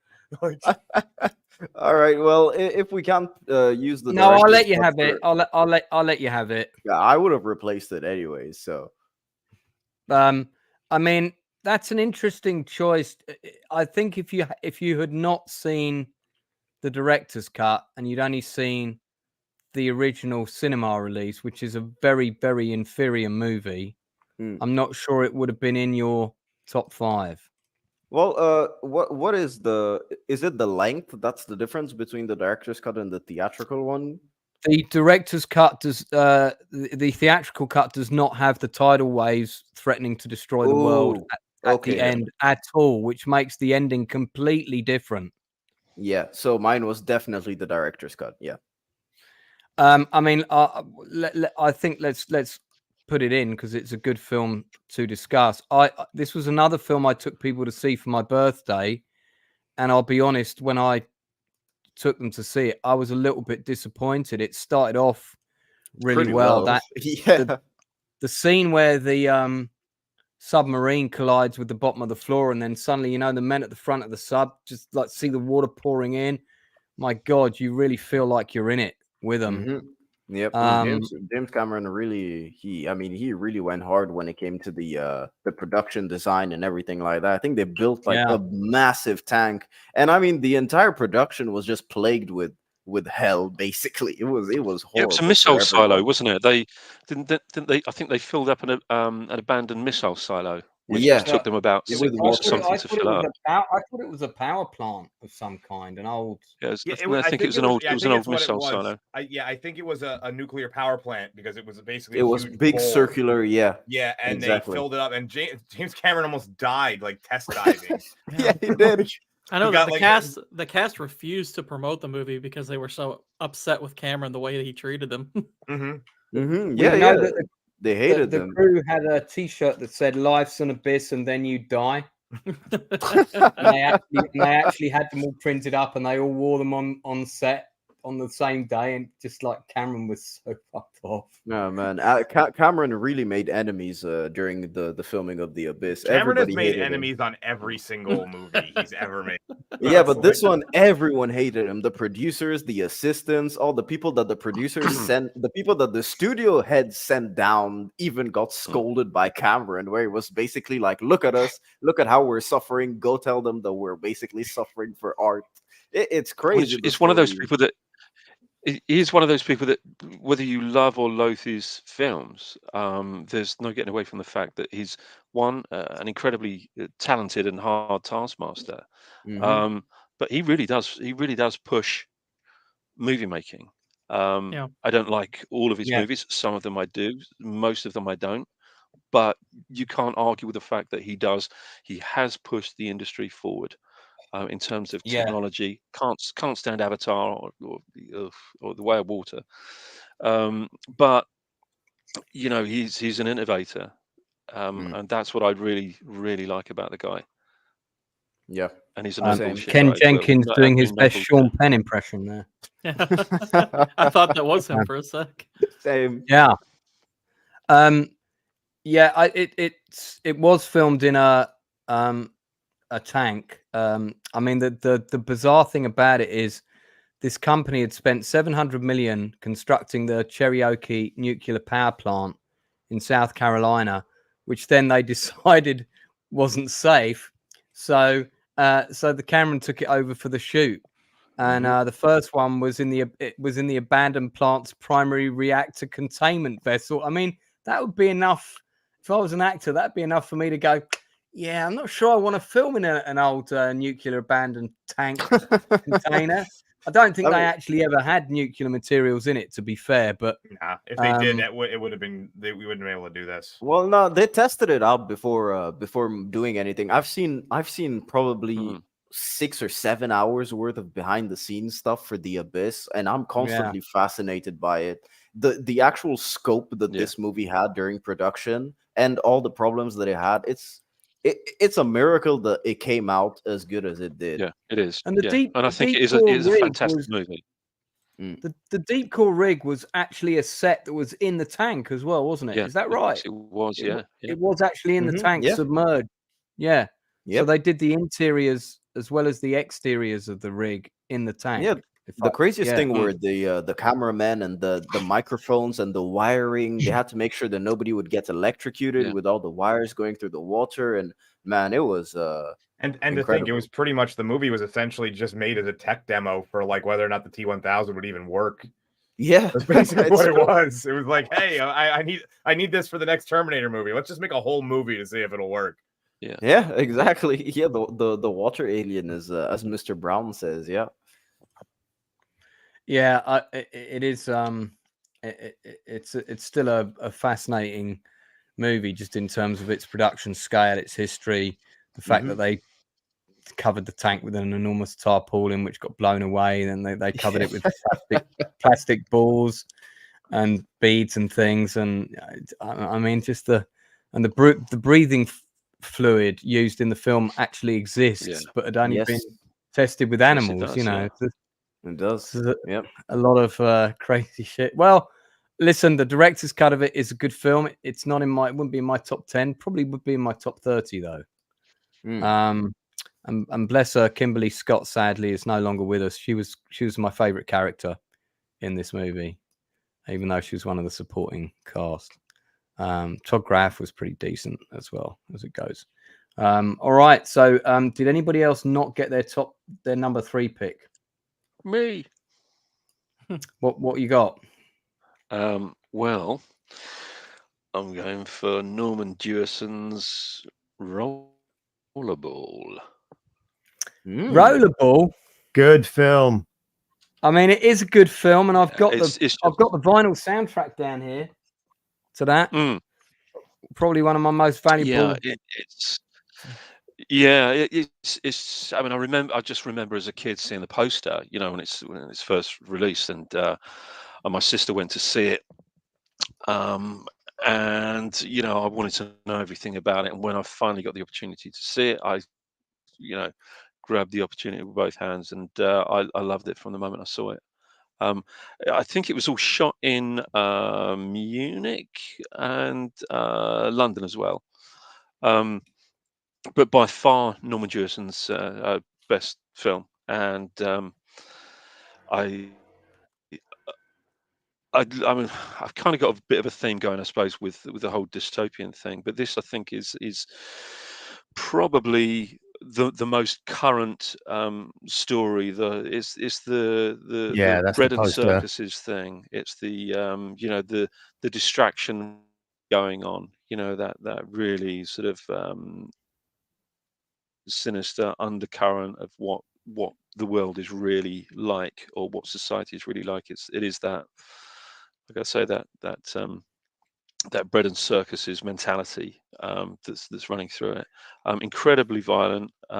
James Caan, I think he's fantastic in this. I think he's better in this than he is in The Godfather, personally. Doesn't he kind of mumble his way through the film? But I just, you know, no, I don't think so. I don't think so. But it's so ahead of its time. I mean, it's a very, very, very, very current film. I think if you were to watch it now, you'd sit there and go, "Oh my God," you know, we are actually living this at the moment. There are so many things in there, and I would urge anybody to watch this film if you want to see how. I think it's based on a book called The Rollerball Murders, I believe, which I haven't read, but it's pretty accurate, apparently. But yeah, it's just a very, very current, very, very current film. You know, so if you haven't seen it, I really liked, grab a copy and give it a watch. I really like the action scenes in Rollerball. All right, look, we're gonna wrap our number 3 choices there. I know Dark Hours. Yeah, I gotta head out, guys. I dropped my 1 and 2 for you in the private chat with a little summary of my feelings on my number 1. I got those. Fantastic. What's your next big stream coming up? You've got going on. Just tell us quickly. Uninspired. We're doing on your channel, right? What are we? Yeah, we're doing Edge of Tomorrow on Saturday. Yeah. Oh, good choice. Good choice. And then live, die, repeat. Live, die, repeat. Depending on live, die, repeat, or all you need is kill. And then I'm also working on the better title. And then I'm also working on my next in my Ray series, my series of why Ray sucks. I would have actually done a little bit of scripting for that last night if I didn't get in at like 1 a.m. for my job. So I'm a little behind on that. Thank you, job. But I will. My God, these annoying jobs, honestly. But yeah, so that's what I got going on right now. And then you know, whatever pops up, whatever I decide to do. And right now, there's not really a movie or a show that I want to write a review for, so I'm not really worried about Ahsoka. No, not interested. But I do have to go, guys. It was fun as always. And yeah, see you, man. Good to hang with you, Dark Hour. Listen, we'll have you back anytime, and I hope to see you on the channel again real soon. And same goes. Anytime you want me on yours, I'm there, buddy. Yep. So yeah, I've already sent you the list. Just tell me what you're interested in. I'll get. Yeah. Well, I'm on for Die Hard and a couple of others. So I look forward to it. All right, see you soon. You all later. All right, see you, man. Nice to see you. See you later, dude. Great guy. Okay, so guys, we'll try and race through these because I'm conscious of the fact that Kung Fu Hotdog's got 2 Russian twins waiting due in an hour. So number 2 picks we're on. I did say my number 3, Star Wars Trilogy. Did you say Wayne's? I don't think it's Wayne's. I did. Thank you. Do keep reminding me, guys, because I'll forget. Wayne's number 3 is let's have a look. It's another bizarre choice, of course. Wayne's number 3 is Critters 2. do you know what? Do you know I what? love After talking with him on the horror one that we were talking about, I knew he was going to go for one of the critters. I just knew it. Yeah. Just had this feeling. Yeah. I mean, I'm a big fan of that one moment in the first Critters film where the two critters are standing on the steps of the hut, and they're going, one of them goes, those humans haven't got any weapons that can hurt us. The woman comes out with a shotgun, blows one of them away, and the other one goes, fuck. That's just one of the best moments in cinema ever. I might have just unmonetized my stream by saying that. That was the word for fudge in Martian. Fudge, it's a science fiction stream. Just explaining. Okay, so number 2 choices. I'm going to do Wayne's number 2 choice, so I don't forget it. And it's interesting because the star of this movie that he's picked for his number 2 choice is actually going to be on my channel at 9 p.m. next Tuesday. So Inside Man, can you guess what film Wayne has picked for his number 2 choice? Oh my god. I mean, I'll give you a clue. It's a Tim Thomerson movie. Well, no, go on, mate. No, he's picked Trancers. So Trancers is Wayne's. Yeah. Now, some people that are watching won't even know what movie that is. No, I don't. So I'm endeavoring. Some people on the find panel don't know what it is. I watched that last Christmas. I think myself, Inside Man, and Kung Fu Hotdog all will have rented this movie out because it had Prime Video poster space in. This was kind of like Charles Band's company, which was Empire Pictures. He would look at what movies were doing well, and he would think, how can I do a film that's kind of can be marketed in a similar way that is vaguely similar but probably isn't similar at all? Oh, so he's like Joe Dante, basically. Yeah, and make it for sort of, and make these films for about $500,000 or however much they cheaper. Yeah. And he came up with Trancers, which was but it did invent one of the best movie lines ever, which is dry hairs for squids. So and, he's right there. It is, yeah. If you see Kung Fu Hotdog, you'll understand why. Dry hair is definitely for squids. So that's Tim Thomerson in Trancers. That's the Trancers poster. Princess Fiona. So far, no one has picked Runaway. I do like that film. That's definitely a fave. Yeah, Tom Selleck. We're on the number 2 choices. So that's Wayne's number 2. I'll tell you now that my number 2 choice was Aliens. And I was lucky enough to see the extended cut or director's cut, whatever you want to call it, of Aliens in the cinema as well, because a friend of mine rented a cinema out and showed Aliens for his birthday. This was in the early 90s. So not only was I there at the very first screening of Aliens in the UK 70mm print at the Odeon Marble Arch, but I also got to see the director's cut of it on a big screen as well later. And then just recently I saw both director's cuts together at the Prince Charles. Kung Fu, do you ever go to Prince Charles to see some of the oldies? Not these, I'm afraid, but I did go there a few times. It wasn't one of my favorite cinemas, but I guess it's got a bit of je ne sais quoi to it. Yeah, it's the screens are not great, but it's nice that you can see old stuff there. So Aliens was my number 2 pick. Trancers, so that's 4 points for Aliens from me. Trancers 4 points. Probably the only 4 points that Trancers is going to get on the voting scale. Gourd King, what's your number 2? Mine's also Aliens. For my money, it's the best sci-fi action movie ever made. With all due respect to Terminator 2, I have Aliens ahead of it. I agree. Funny, like growing up, we used to help out my dad. He had a paper route, and he would make us come with him. And on weekends, we would come home and we would either watch Aliens or Terminator 2 almost every weekend. I mean, for like years. So I adore Aliens. I don't know if I showed you guys these before, but I got the miniatures set of the. See the. Ooh, That's Yeah, pretty this cool. is the Marines and Ripley and Newt and so on. And they did a few sets of these, and I just thought I'm going to buy them. I don't know. I'm going to get someone to paint them up who can actually paint properly. This is a set of the Alien figures.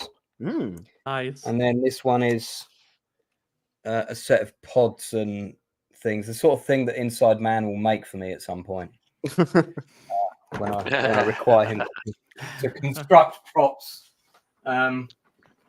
Yeah, so I agree, and I really do like the extended cut of Aliens as well. I love all the stuff with the with the sentry guns, all the stuff with the base at the beginning is really good. Them including the scene where she learns about the death of her daughter, I thought was really I love that left scene. that out. Yeah, it's and you see the picture of her as a really old woman. That's not in the original. No, it's not. No. So I guess I've only seen the extended version then. Wow. Yeah. I mean, this is one of the reasons why I didn't really like the movie. I mean, this is why I didn't like the movie when I first saw it. I mean, I only kind of got it's kind of grown. Oh no! Inside Man's suddenly gone backstage. I don't know what's happened. He got jettisoned out the airlock. Oh, sorry, mate. What was that you were saying? God damn it! But it's grown on me since we had the extended director's cut. It's grown on me. But I still don't kind of. It's when still I took him out there. Yeah, I love this movie. Well, Aliens getting a lot of love. Let's have a look at quickly in the chat. We've got one vote at the number 2 place for The Thing, so 4 more points for The Thing. 4 more points for Aliens from Melvin Deeply. 4 points for Spaceballs. I will allow Spaceballs. It is a comedy predominantly, but it's still sci-fi comedy. We've got 4 points for Alien. Another 4 points for The Thing. 4 points for Predator. Jacob Ironside. Mr. Brown. Nice to see you, Mr. Brown, by the way. Saw you in the chat earlier. Thank you for coming in. This is actually going to be an interesting little race to the top. Yeah, 4 points for Robocop.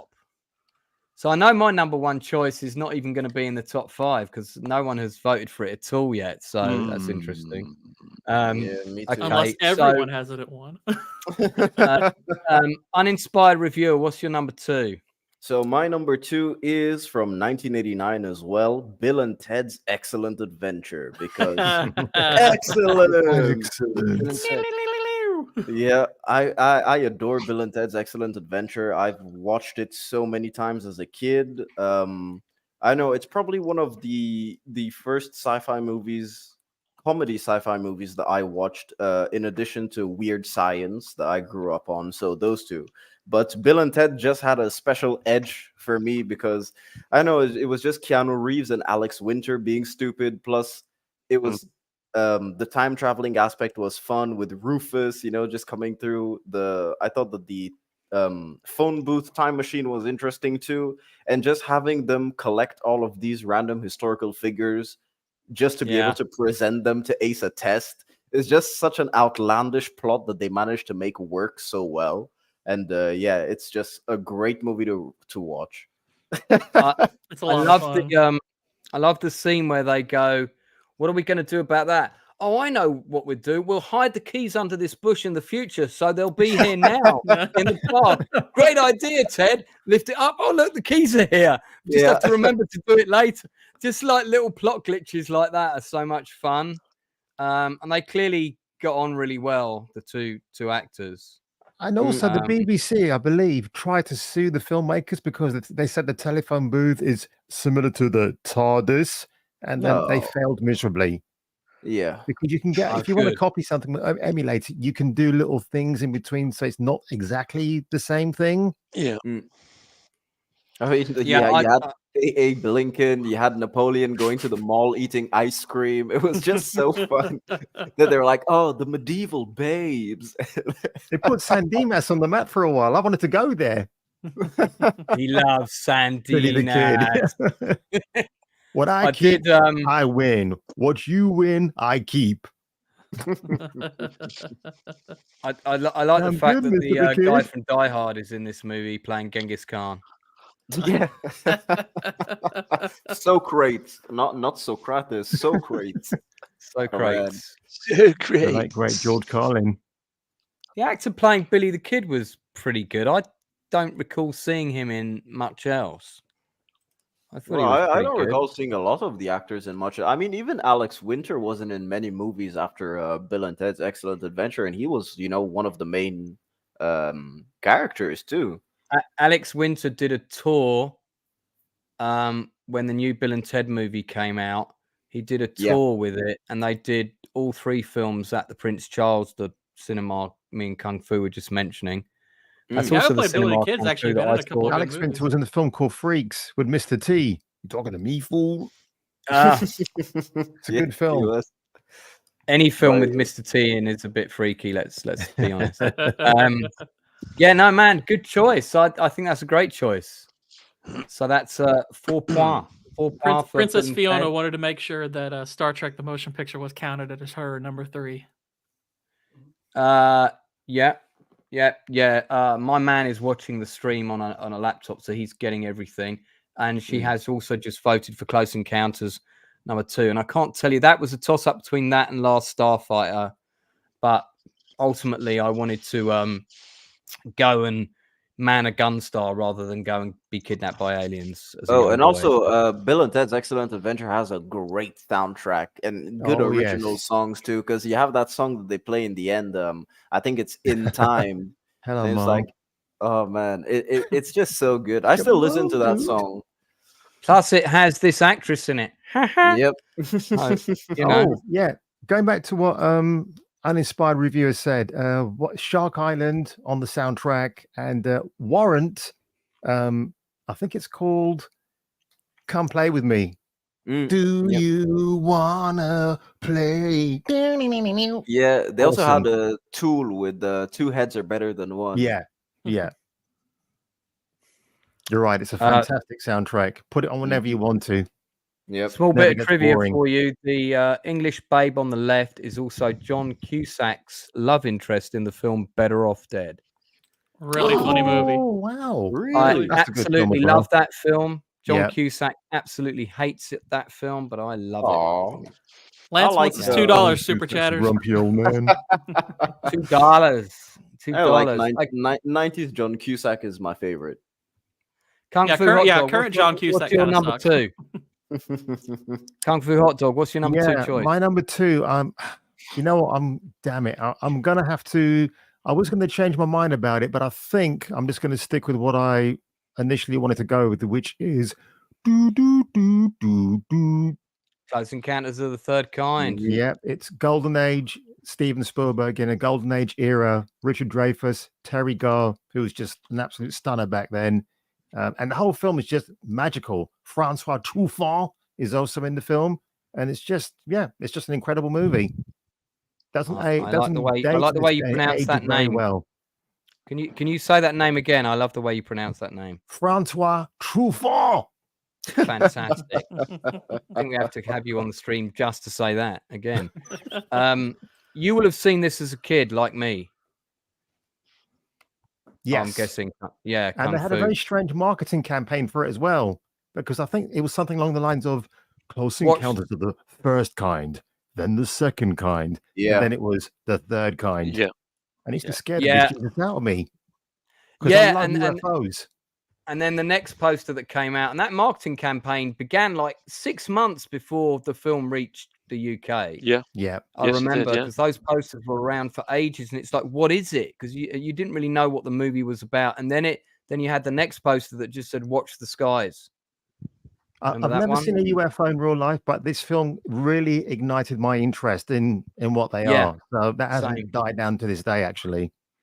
Yeah, man, it scared the shit out of me when I was a kid because I think I had seen a UFO in real life once. Oh, see what I mean? How come you get to see one and I don't? Damn it, man! And it was in broad daylight too, so that's why I really think it was a UFO. So yeah, Kung Fu Hotdog, you're on there. You got to stay 200 yards away from all visiting aliens at all times. Unless they Kim Basinger from My Stepmom is an Alien, and I'm getting on that craft, man. I'm out of here. Yeah, it is a great movie. Dreyfus just came off Jaws. He knows it's Spielberg again. He's doing this. Yeah. So let me get a quick round panel on this question, and also Princess Fiona, as you just picked this movie as well, please answer in the chat. Do you prefer the cut where you see the inside of the ship or not? The only problem with that is that if you say that where you see the inside of the ship, there's also the additional stuff as well, isn't there? I mean, I don't. Well, like there are four different cuts of the movie altogether. I own them all. The original release that came out in the UK was much longer. It had loads of padding in the stuff with the mashed potato and the scene with the shaving cream, and there was loads more stuff of Dreyfus seeing mountains in shapes, and there was also the whole subplot of the team camouflaging their whole convoy as ice cream trucks and hot dog vans, and having the mass discussion in meetings about how they were going to scare the public away and coming up with the whole poison gas story. So, but forget about all the stuff that there are different cuts of the movie that have scenes earlier, some that show the ship in the desert and some that don't. But forget about all that. I'm just interested to know whether people think, yes, we should have seen the inside of the ship, or no, we shouldn't have. No, what's the vote on that? No, we shouldn't have. Use your imagination. Yeah, I agree. I think it spoilt it when they showed that. To be honest, I mean, that's it was exactly a good way the of point, bringing isn't out. it? I mean, we don't. Go on. We don't always have to be shown everything. We don't have to be spoon-fed. All these different things. Part of the beauty of going to the cinema or watching a movie is that you have to have this. You have to make this huge leap of the imagination. We don't have to have everything tied up in frilly bows. I prefer that kind of open-ended, sort of open ending, if you like. This is why I've got massive objections to sequels as well. We don't always have to have sequels to every bloody thing we see. We don't need to see a second chapter of everything or a third installment of everything. And it also goes with the endings. Why tag this thing onto the end of this fantastic movie? It was completely unnecessary. I did like some of the extra footage that was in the original cut that I saw that was subsequently cut out. And I actually preferred a lot of that stuff. I liked all that really slow build up. And so anybody else that hasn't voted for their number 2 choice, please put it in the chat now. I think most people have voted. I already said that my number 2 was Aliens. I don't plan to comment any further. Is there anyone else on the panel who hasn't said their number 2 choice yet? Inside Man, have you said yours? Moi? Yeah, go for it. Well, my old droogies. I think I'm going to go for a movie that's a complete horror show. Can you guess? Clockwork Orange. Which film? Dang good movie. Dang good movie. Yes, it is. A Clockwork Orange. Clockwork Orange. Clockwork Orange. One of the most exquisitely shot.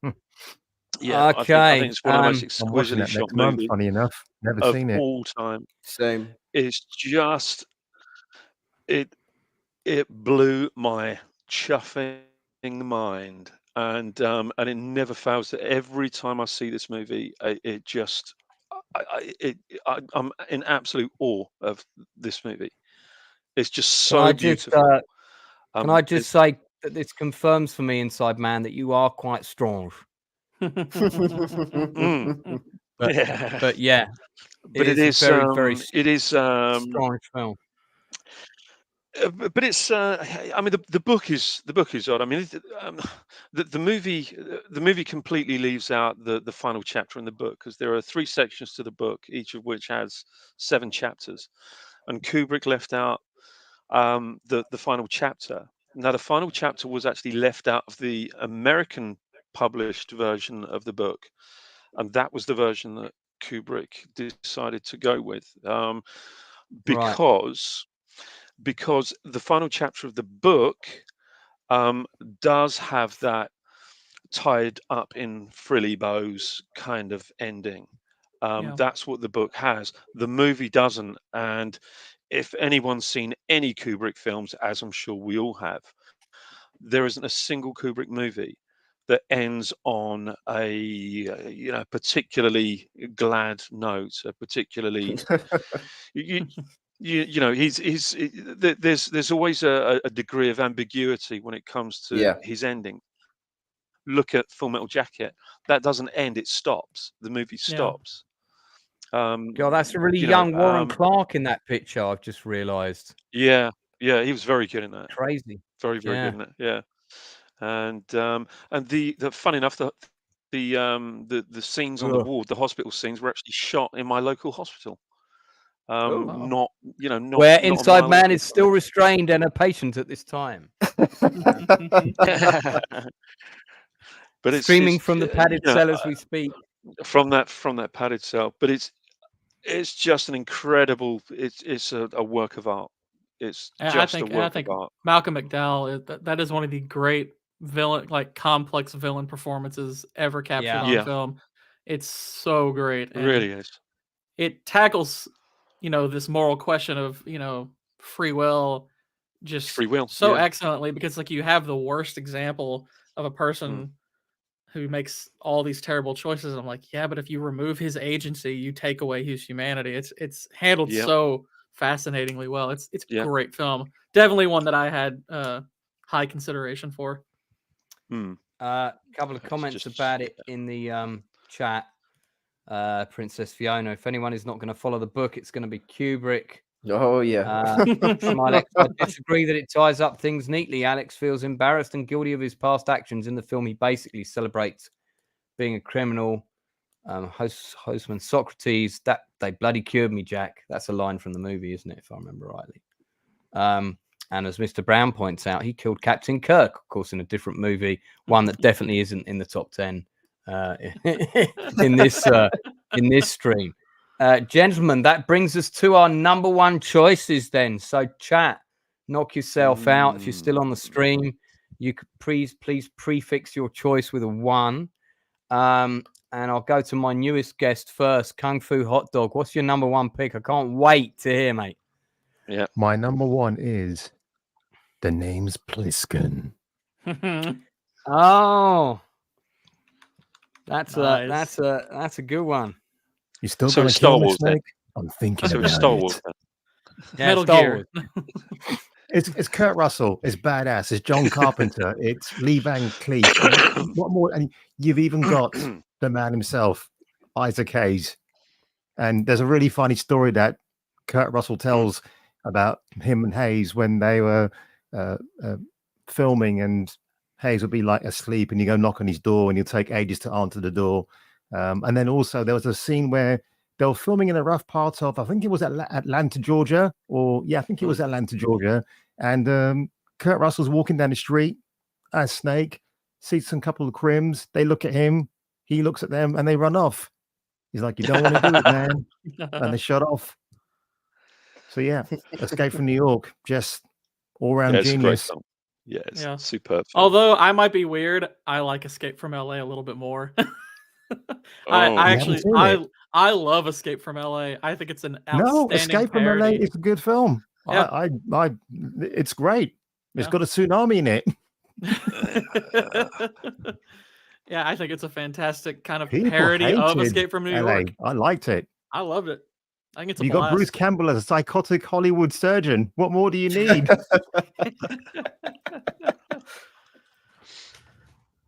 Fantastic. How many days of the shoot actually took place in New York? Trivia question. Do you know? 3. I think the correct answer is none. I was about to say what, that. What about the Statue of Liberty stuff? What about the second unit stuff of the Statue of Liberty? That's the miniature, is it? That's a miniature. Yeah. Wow. It's a miniature, and then it's a set. They may have done a second unit plate for it. Yeah, I mean, I tend to think that is a plate that, some second unit stuff there. You might be 'Cause right. if I'll have a that is a quick. miniature, then wow, I'll have a quick wow. Michael Google, but I think the main That's my unit boy right there. the principal photography unit didn't shoot in New York at all. They built a massive Yeah. miniature for. I only recently realised that it was when you had the shot of the glider going in. I thought that what they'd done is they'd Yeah, that's taken a plate amazing. shot. Yeah. I thought it was a plate shot of New York and that they'd somehow digitally removed all the lights. That's what I thought they'd done. And of Yeah, course, wasn't it it's clever not. what they did? Wasn't that amazing how Yeah. they did that? The Just deleted massive scenes Absolutely that miniature. really amazing how they cheesed did up that. about. I wish Yeah. they could have made it into the movie. Have you seen those? Say that again. Sorry, Kung Fu. The deleted scenes. They actually filmed them, What's but that? they didn't actually put them in the movie. I mean, they were still partially filmed, but when Lee Van Cleef meets Snake for the first time, he's like, "Oh, you're special forces. You carried out that heist," and they actually show in the deleted scenes the heist where his friend gets murdered, and that's Oh. why Snake has this disdain for the law. But that scene where they get on the subway train, if they'd filmed it properly, I think it would have made a great addition to the film. But it got left out, unfortunately. I've never seen those. Hold on. Sorry, guys. I'm just looking for the LP, which I know I've got somewhere. Yeah, here we go.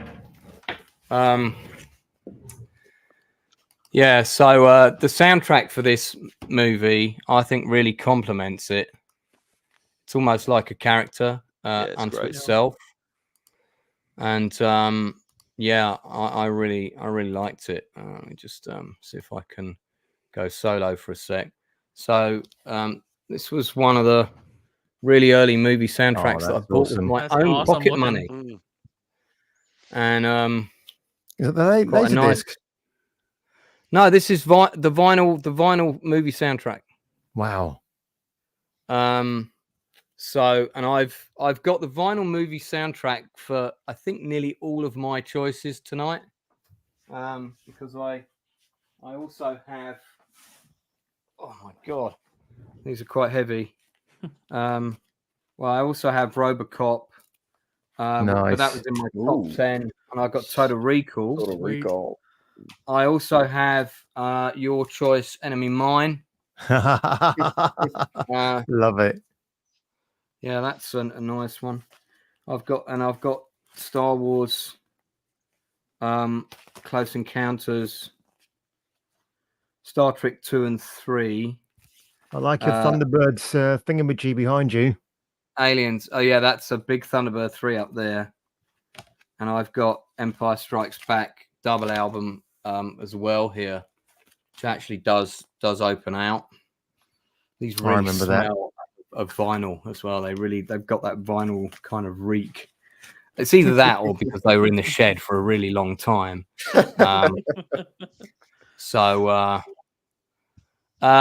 No, Brown, I wanted to make it around 20 years, not 19 years. So I thought I'd make it to a decade is 10 years.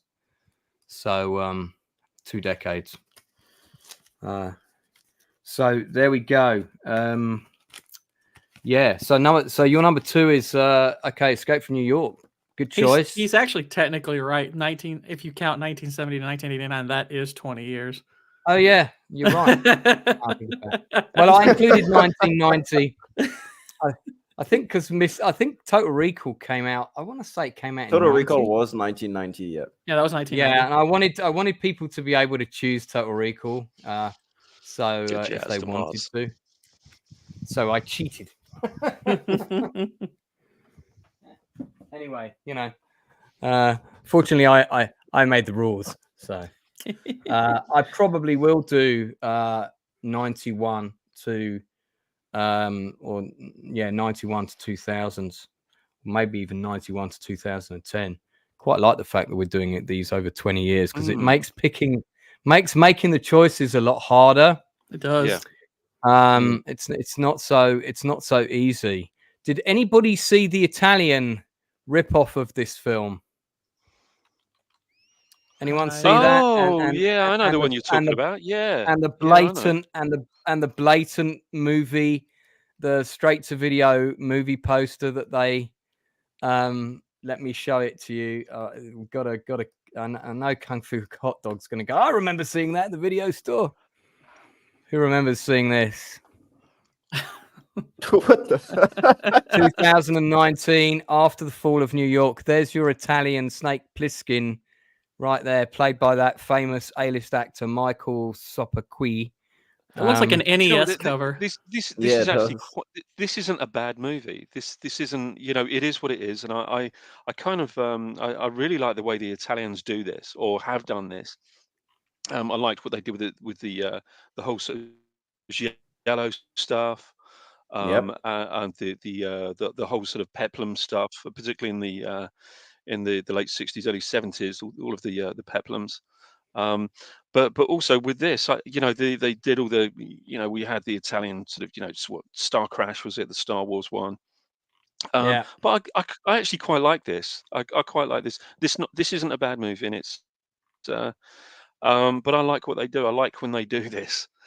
They actually Yeah, went on there's a location to Arizona. market for You it, can and see. a lot of people love Way. them. God, I've got to see this. Yeah. Well, I actually do want to do a stream on post-apocalyptic B movies. Oh, by the way, Lance, there's another film that ripped off Escape from New York, and they got sued for it as well. Which movie's that? It's Lockdown with Guy Pearce. Oh, right. Yeah, I read about that court case, actually. Yep. Yeah. There you go. Oh, Italians that's the kind of poster I'm talking about. Look at that. I mean, that he could literally, that could be a plastic action figure, couldn't it? It does look It's like a actually a plastic real action guy. figure. Not made by Hot Toys. That's a conversation for a different stream that we definitely have to do. The best action hero since Clint Eastwood. Snaccalo Piscanio. I need to like get this film. So yeah, okay. So that was your number one choice after Fall of New York. Uninspired reviewer, what's your number one choice? Thank you, Melvin. So my number one choice, if my calculations are correct, when this baby hits 88 miles per hour, you're gonna see some serious shit. So, Back to the Future. Is that Star Wars? No, Back to the Definitely. Future is so I'd put the trilogy as a whole, but if you ask me to choose my favorite of the trilogy, I'd say It's got to be the- number one.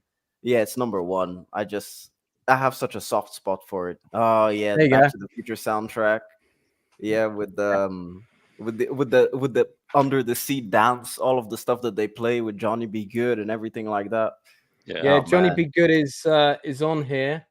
I was quite annoyed when I bought this album that they only had 2 instrumental tracks from the movie on it, because I like my instrumental soundtracks, Yeah, and the rest yeah. of it was all the pop hits, you know. Mhm. But Do they have Yeah. the Earth Angel, Yeah, that's on there. will be mine?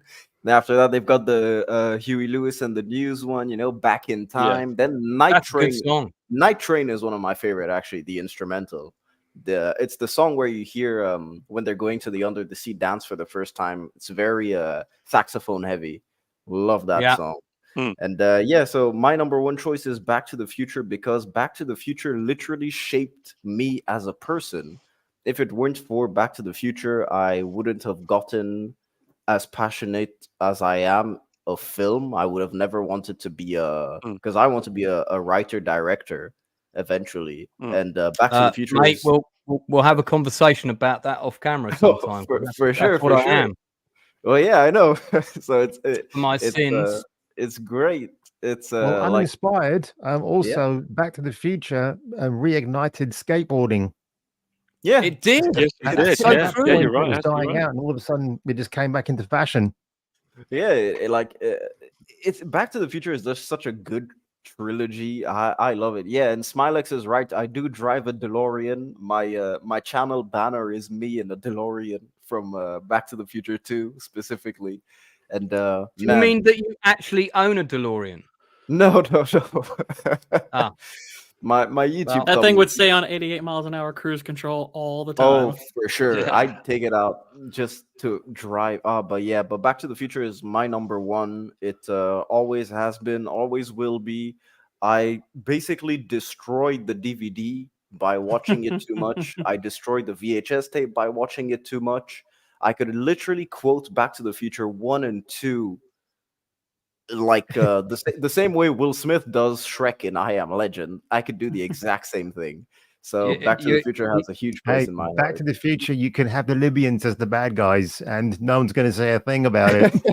Yeah, they do not appear in the stage musical production. However, it's all been damn it. They took roles away from Libyans. And they can make the car fly, but they can't do a skateboard chase on stage. That I was really gutted about. But yeah, you're not alone in that choice. Let's just look at chat briefly. We've got 1 vote for Tron from Desert Phoenix, 5 points for Tron. So that's 5 points for Back to the Future from you. Another 5 points for Back to the Future from David Maisley.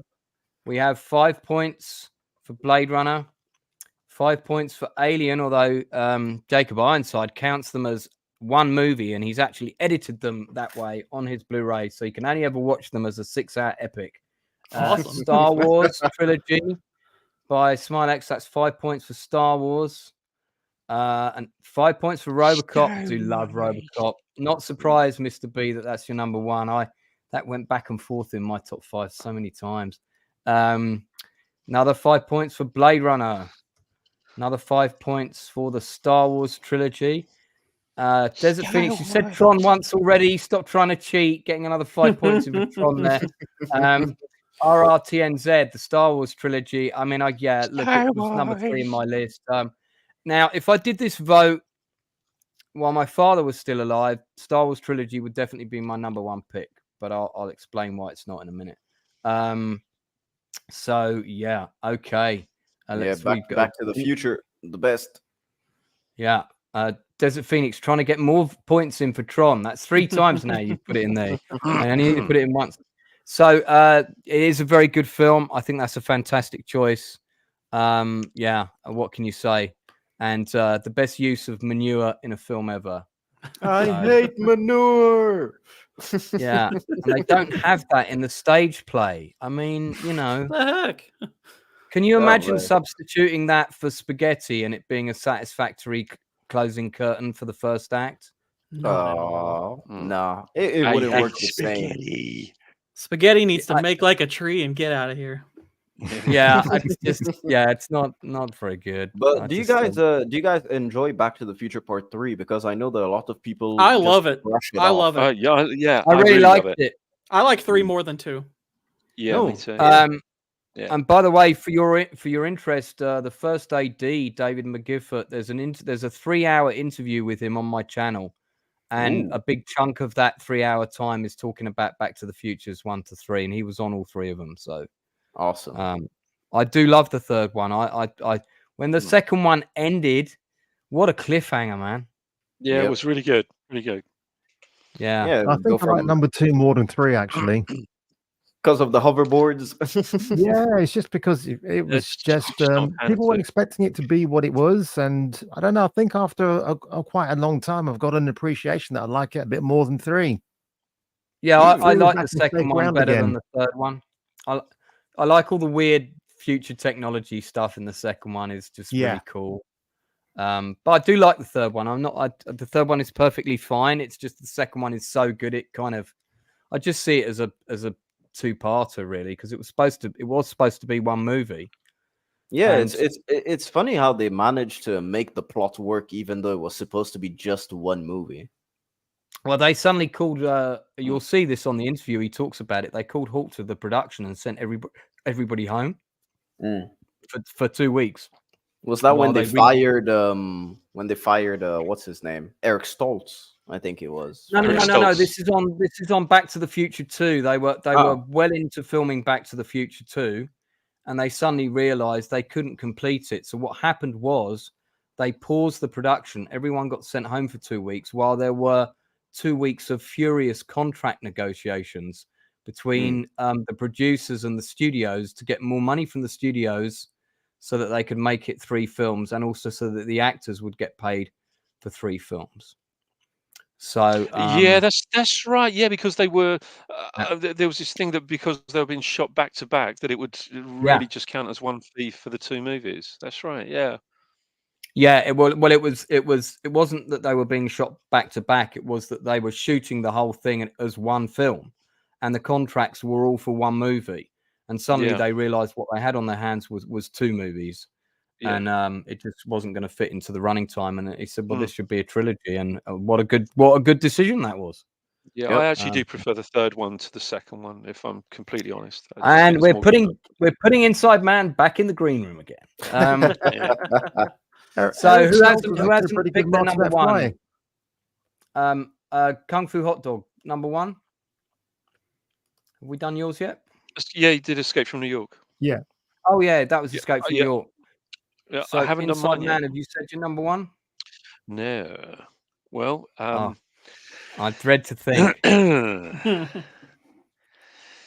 Alien. Oh, Alien. Yeah, it is. Okay, Yeah, that's a good choice. It's been good choice. It's actually been my favorite movie of all time since it was released, since '79. Nothing has come close to providing me with those same kinds of shocks, and it was a groundbreaker. It was a game changer, and all the other cliches that go with that. But it's like you're being guided through an art gallery. It's art direction at its absolute best. You've got Giger's designs of, the interior of the interior and exterior of the derelict craft, of the space jockey. And obviously you have the creature. I mean, most people think that Giger designed the face hugger and the chest burster, which he didn't. That was designed and created by Roger Deakins. So they were nothing to do with Giger. But it's just the Ron Cobb and Chris Foss stuff as well. Those designs from those guys, the interior of the Nostromo, the miniature work on it by Nicky Alder and his team, and Brian Johnson. Just incredible, and I was so impressed with this as a kid. There was a local shop, a local news agent to me, and they had that sort of photo sort of scene by scene picture book. I had that.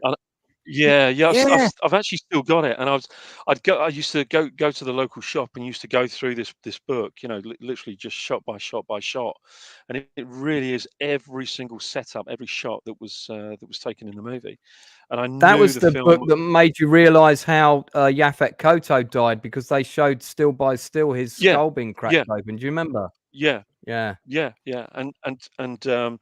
And I was so enamored by it, and I had an issue of Starburst at the time, and I saw this book was being published called Giger's Alien, that had all the designs and everything inside, and I thought, wow, I've got to get this book.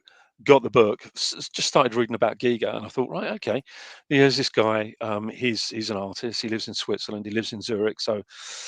And the first thing I did was, when I found out, I went round to the phone box, because we didn't have a phone at that time. Went round to the phone books, dialed directory inquiries, which was free in those days, international directory inquiries. I actually found Giger's number. I got Giger's number from directory inquiries, and I didn't phone. I thought, no, I can't just phone him. I can't just phone him. So I left it a couple of weeks. And I actually phoned him up. I was 12 years old, and I phoned him up. I managed to phone him up. And the first time I put the phone down, when he answered, and I sort of shit myself a little bit. And then the second time he picked up, and we spoke.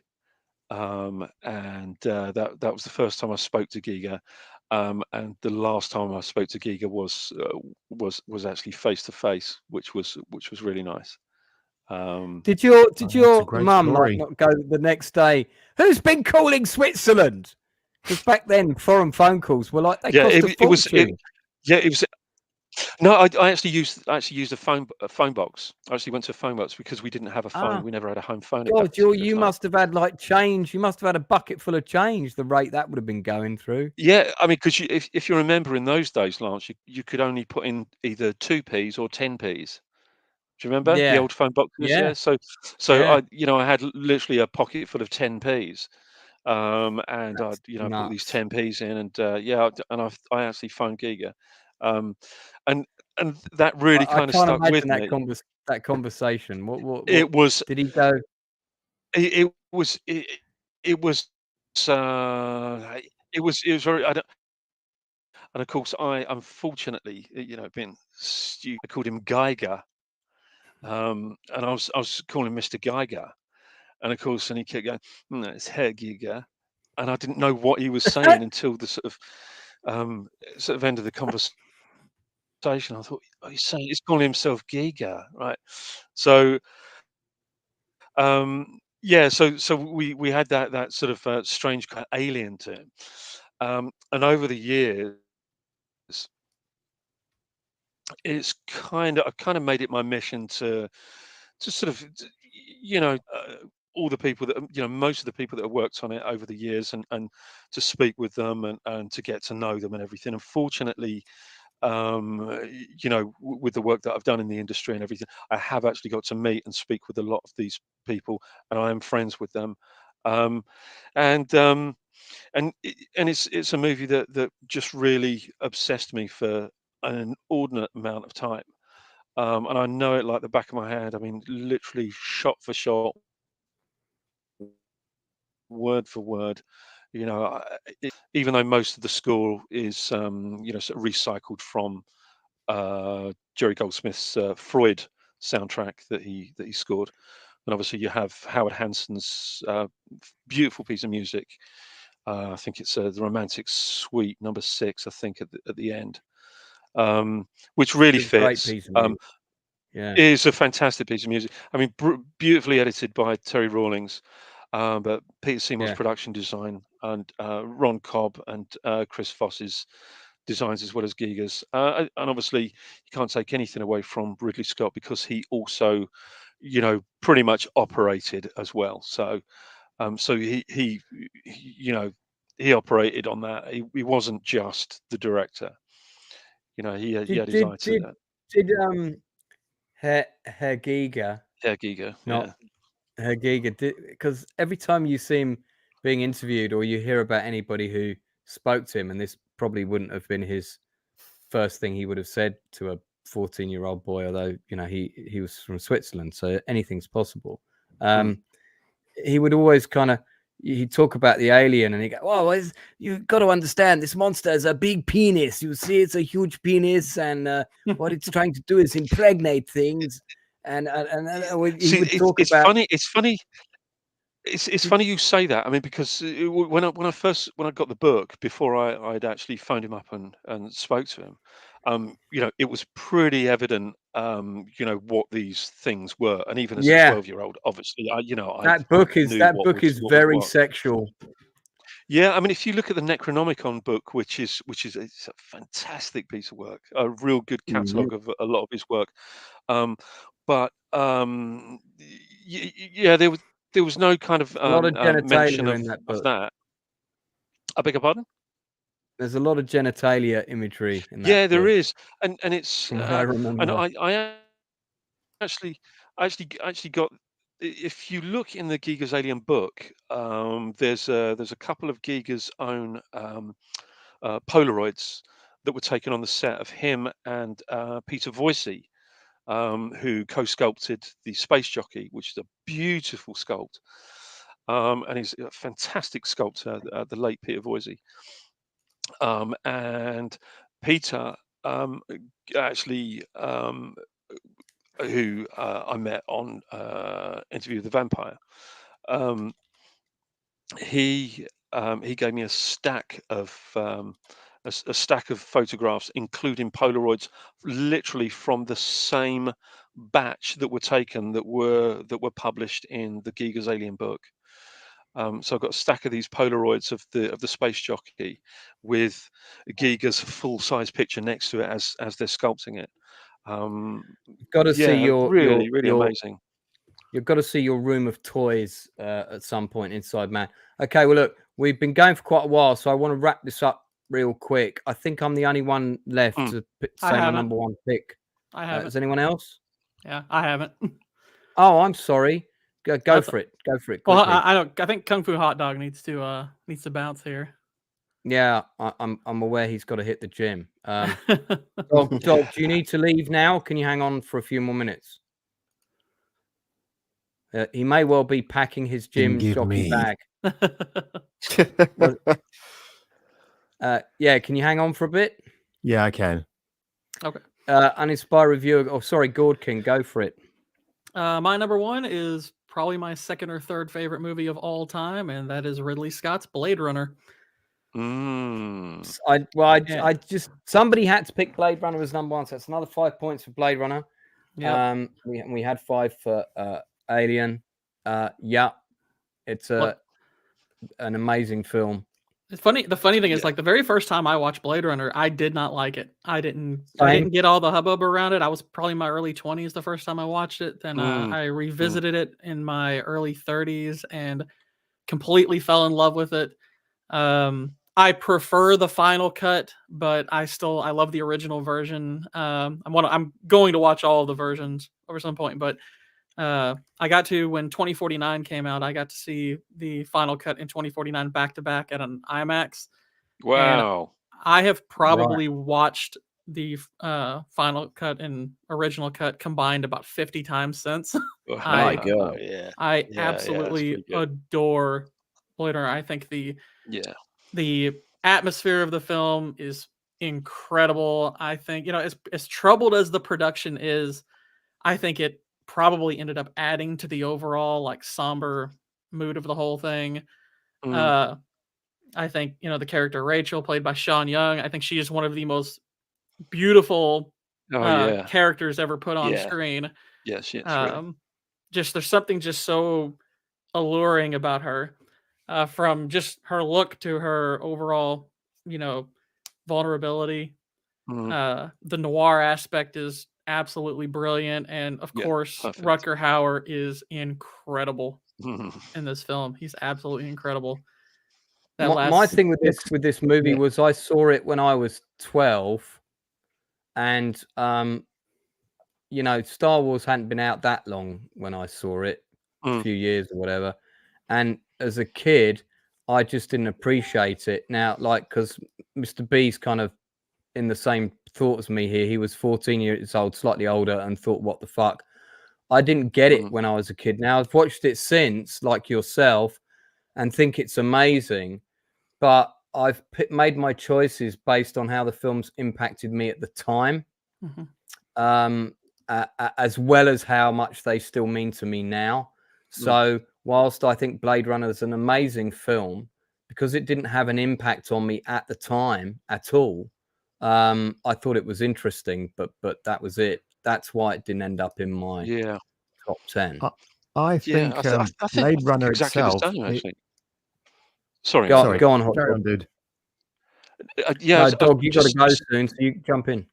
Yeah, go on. You jump in, mate. I was just gonna say, I think Blade Runner, in some ways, it actually peaked the sales of Laserdiscs, because it's that format seemed to be going on the way out, but then you started hearing this urban myth that, if you buy the Laserdisc, there's this version that appears only on here, it won't be anywhere else, and you became really intrigued, and it was like, well, I need to get a Laserdisc player and find out what's on this missing disc. It was almost like the forbidden fruit. Yeah. Yeah. And very, very similar to how A Clockwork Orange deals with a lot of the idea of, like, free will. That deals with a very heavy idea. This deals with the idea of what it means to be human. And similar to A Clockwork Orange, makes a villain, uses a villain to really put that question in the mind of the audience and really ponder it deeply. My assistant has reminded me that we need to say Dark Hours number 1, which was Predator. Yeah. So his number 1 was Predator, and his what number about 2 number 2 was Terminator, which would have been worth 4 points. I was just about to do Wayne's number 1 before I mentioned my own. Wayne's number 1, as you would expect, is a unique choice. Along with his others, it is Videodrome. Oh my god! Debbie Harry, yeah. Yeah. Yeah. People, hands coming out of stomachs, and now that was. I do want to wrap this up because we've been going for a while, but not before I've done my number 1 pick, because I don't want Kung Fu Hotdog to have to duck out without passing his own comments on if this film meant anything to him. So have I missed anybody else? Is that everyone on the panel done their number 1? Yeah, all done, mate. Mhm. And I'm sorry, I know I'm rushing us a little bit, and but listen, great choices, everybody, and my colleague is working hard compiling the final scores as I speak. So my number 1, which won't even be in the top 5 because I'm the only person who's going to mention this film. It's not even been mentioned by anybody in the chat as any of their choices, sadly. But for me, I knew this was going to be in the top 5, and I was like, where am I going to put this? And then I thought, actually, if the Star Wars trilogy isn't going to be number 1, then this is definitely going to be my number 1 film. And that's Cocoon. Wow. Okay. So I wasn't expecting that. I went to see this film twice when it came out. I was so blown away by it. I also, I mean, there's a number of things I love about the film, but I was so blown away by it. I remember rushing in and running up to my dad in the kitchen, who was making dinner or whatever he was doing, and saying, Dad, this film, and I actually convinced him to go and see it with me again the following night. And my dad was into movies, but he didn't like things that were too over the top in terms of sci-fi. And he appreciated what Star Wars was, but he wasn't going to go and see an Italian rip-off of Star Wars, at the cinema, whereas I did go and watch The Humanoid, but that's a whole other story. This film, by this time I was really into UFOs. So, I mean, it was one of those films that asked the question again, that if these people came along, would you go away with them? Which was a really interesting dichotomy. But it's also, the film means more to me now because I'm in my 50s than it did then. But the other reason that it really means a lot to me is every time I watch it, it makes me think about my father. And the relationship that we had and the moments that we share. And for me, that's what makes cinema so amazing. And and what made it so amazing, particularly back then, is that the emotional journey that you experience in a film, if it's really rich with a particular emotional narrative, which this film really is, and you connect with someone special, in this case, my father. With some people, it could be a partner or a girlfriend or whatever. But this was the first film that made me and my dad closer. So you're absolutely right. You're absolutely right. I mean, you've so hit the nail on the head with this one, because that the best thing about an experience is if you have a shared experience. They're the best experiences ever to have. It's that sharing that experience with somebody, and that's the beauty of cinema. That's the beauty of sitting down and watching. David Macy's is shocked by my choice, but I'll continue to elaborate on it a little bit. I think the cast in it are universally amazing. I've just bought the anniversary edition of it, and there's an absolutely fantastic track from Ron Howard on the Blu-ray, and he goes into all the detail of where they shot everything and all that, which for me made it even more fascinating. But I love the older actors. This was also a film that introduced me to a load of older actors that I had never taken in an interest in before, apart from Wilford Brimley. His career I was already following, but Don Amici, I think I'd seen in Trading Places, but they were all having such fun, and you could tell that they all were having a lot of fun. And Herta Ware, who's plays Rose, the scene where she dies in the movie, that I cry every time I watch the film. And also the scene where the alien dies, again, I cry every time. And I watch the film at least once a year. But the last time I watched it, which was this version, man, because I've been thinking about my dad quite a lot recently, and I'm going to be doing a stream about him soon, because I've got all his photos. I'm going to show them all on a stream.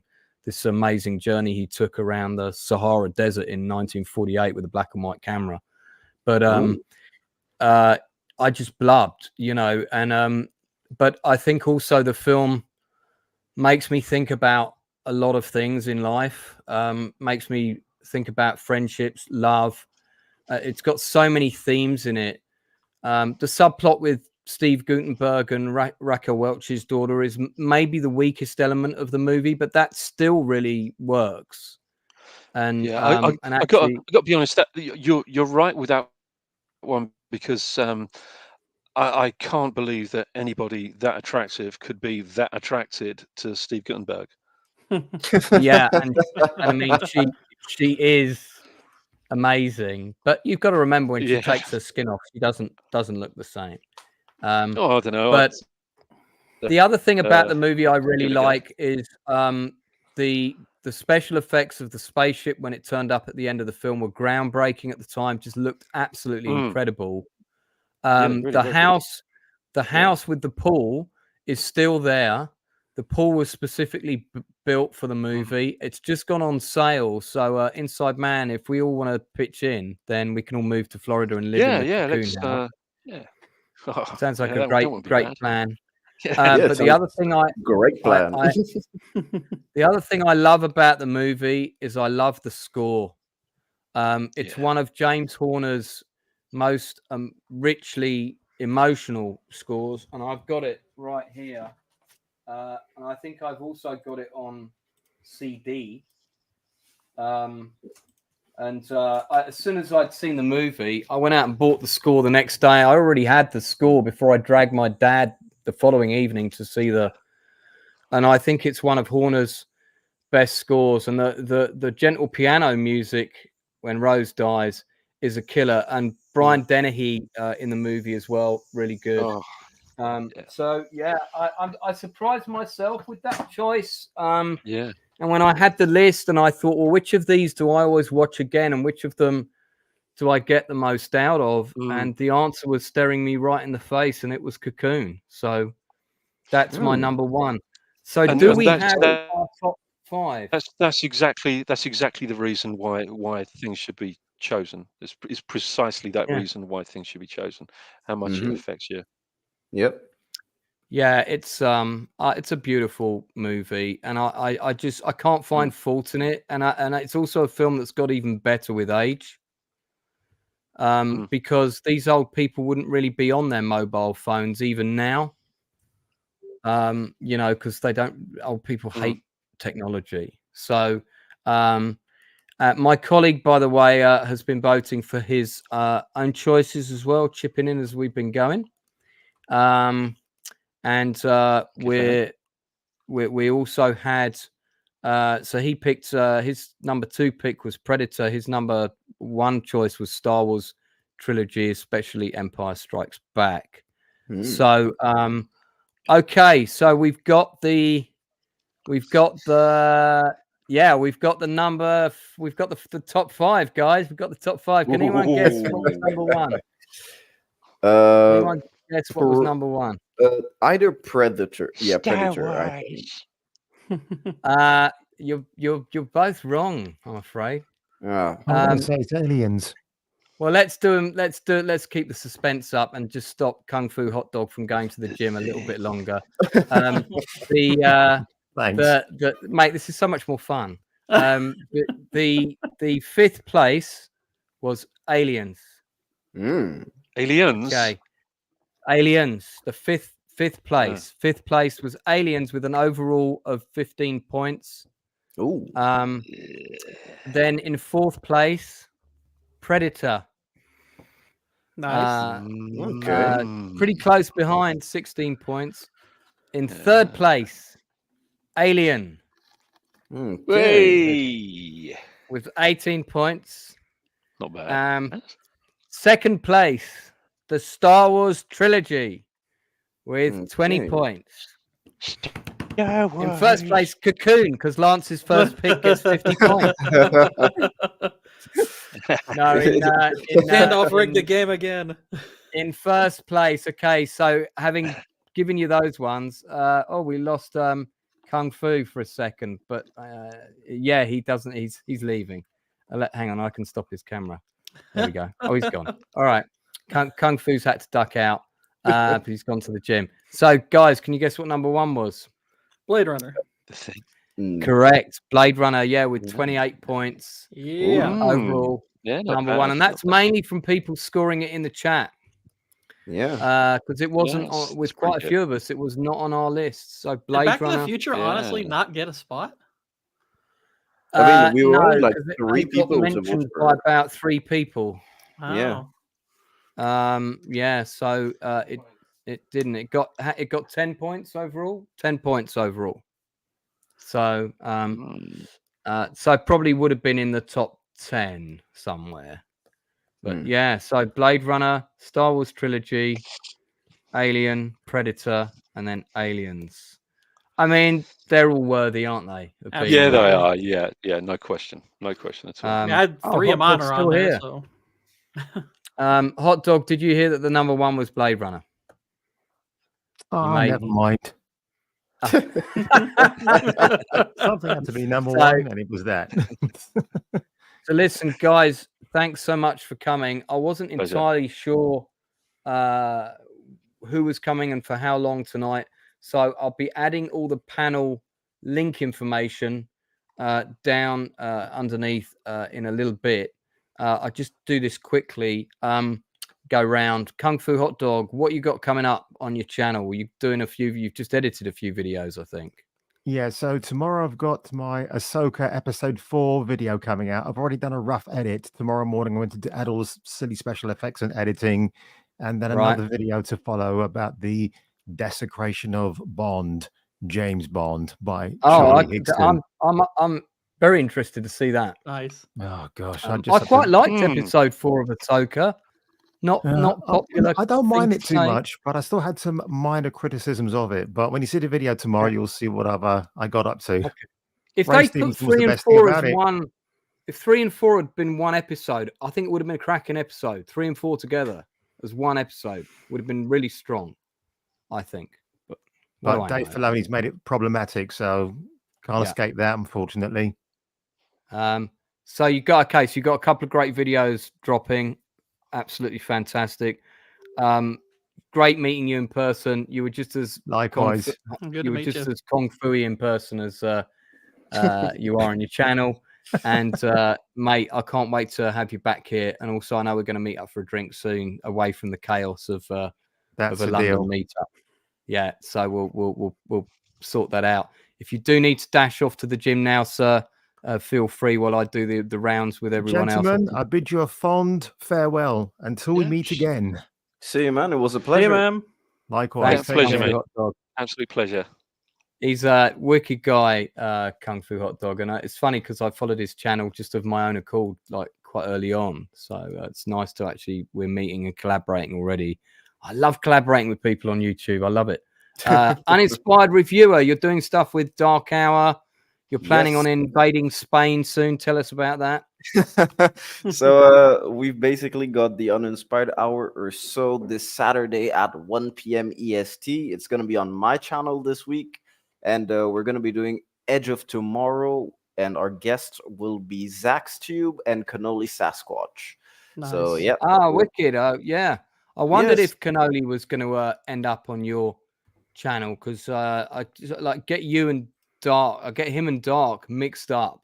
Yeah, quite a lot. Physically they look quite similar as well. Yes. So yeah, that'll be this Saturday. And in terms of videos, right now, I was going to publish a Barbie video, but there isn't much discourse about Barbie anymore, and plus I haven't posted in a while, so I decided to just wait and drop my Old Boy analysis. So nice. I'll do the Okay. old boy analysis, then I'll drop the Barbie video. Then I've got a nice lineup that'll lead me all the way till November 10th, I think, when the Marvels drop. So I have a nice slate ready for everyone. And yeah, that'll be very soon. Interesting point from Princess Fiona. No one mentioned any of the early superhero movies. Well, And would I they have they be were considered a disqualified, weren't they? sci-fi? Yeah. I think if there weren't so many current super movies and they hadn't become their own genre, it probably would have been brought up. I don't think any of, as much as I love Superman 2, I don't think any of them would have made it into my top 5. Oh, except for Spider-Man and the Dragons Challenge, of course, from 1970s with Nicholas Hammond. Superman 4, The Quest for Peace, that probably could have made it. Please don't cause me heart issues. Thank you, Uninspired. Gourd King, are you going to be hunting the potato people again on your gaming this week? As always. Yeah, I'll be back on my gaming streams run Sunday to Wednesday, so I'll be back on tomorrow evening about 7 p.m. Maybe a little earlier because football's on. But Tuesday I'm going to be on Jacob Ironside's channel. We're going to be talking about Master and Commander. Great film. And my long-awaited Rings of Power video, I think, should be dropping next Sunday. You know, barring any setbacks, but I'm finally almost finished with it. I'm also just checking to see what movies you've got coming out, and according to Michael Cera's IMDb, you've recently appeared in Barbie and a TV series called Command Z. So obviously, and Life and Beth, 6 episodes. So Gourd King, look forward to seeing you in your other persona in those roles. Yeah, whatever you say, Lance. Okay, and Inside Man. Well, you don't have a channel. So I'm probably no, I don't. But I've got to be honest with you. I've kind of been thinking about it since we've been doing this. Well, I might be your first subscriber. If you want to collaborate on anything, let me know. Yeah, you've really given me food for thought. But yeah, I'm kind of early thoughts at the moment. But yeah, if I can sort of slot things in, then I'll see about trying to do something. But yeah, I'd love to try. Well, I want to thank everybody in chat for taking part, especially those people that stuck it all the way through the entire stream. I just want to end on this shot of Gourd King playing basketball with Amy Schumer. Proof that the Gourd King's got a beard. The sweat that day was unbelievable, and it wasn't too good on me either. Hostman Socrates is offended no one else brought up Ralph Bakshi's Wizards. I do actually really like that movie. Same. He demands reparations. Well, good luck, man, because I still haven't made any money from the channel yet. So, I need you to win the lottery and give me something. But it is a good movie, mate. But listen, there's lots of films I would have loved to have mentioned. No one even mentioned The Road Warrior, for crying out loud. That's how. No, and I mean, that's how stuffed it was. My shortlist was, I'll drop it in the chat now. My shortlist was this for my top 10. And sorry, it appears not to have put the gaps in, but you can figure it out. It'll be fun, chat. Then it's a word search. Knock yourself out. But, I mean, a lot of people would say Blade Runner is the best sci-fi movie. Now, if we hadn't held that open to chat, that would not have been the number one pick. The number one pick probably would have been Predator or Aliens, funnily enough, because most of us, I didn't have Predator in mind because I see it more as an action film. Or The Thing. Yeah, the thing could have ended up there. It would have been funny if that had been number one again. Well, The Thing was mostly bolstered by the chat this time, though, wasn't it? Yeah. So, funnily enough, I didn't even have Predator or Alien in my list. By the way, my consultant has just told me that The Thing was 6th. Ooh. So it was number 6. What was number 7? It's a tie with The Thing. Close Encounters of the Third Degree. Okay, so The tie between The Thing and Close Encounters of the Third Kind, not Close Encounters of the Third Degree. That's a different movie. That's the one starring my ex. Right, okay. Listen, chat, thanks ever so much for tuning in. Guys, I'm just going to remind you, I might be doing one of my niche gaming streams tomorrow, but if that doesn't happen, don't worry about it. On Tuesday, don't forget that I am interviewing one of my favorite actors of all time. Anyone under the age of 30 probably won't have a clue who he is. I know who he is. Yeah, and that's proof that Gourd King is Michael Cera because he is over 30 now. So, Uncommon Valor star, there he is, Tim Thomerson on the right, and that's actually the favorite film of his career. He's a very self-effacing guy. He's amazed that I'm so interested in what he called his checkered career. I think he's an amazing character actor. It's going to be a lot of fun. He's retired. Love him in Near Dark. Come on. Yeah, he was in Near Dark. He was in loads of Empire Picture films, including Trancers, which was in Wayne's top 5. Yeah. So he is on Tuesday, 9 o'clock UK time. That'll be 1 o'clock Los Angeles, and I think 3, 4 o'clock East Coast. So, and then on Wednesday, I have an actress coming on from Dreaming Whilst Black, and that show has just dropped in America. So, and that's a comedy show about a young black guy trying to make it in the movie industry over here and having a fun time at it.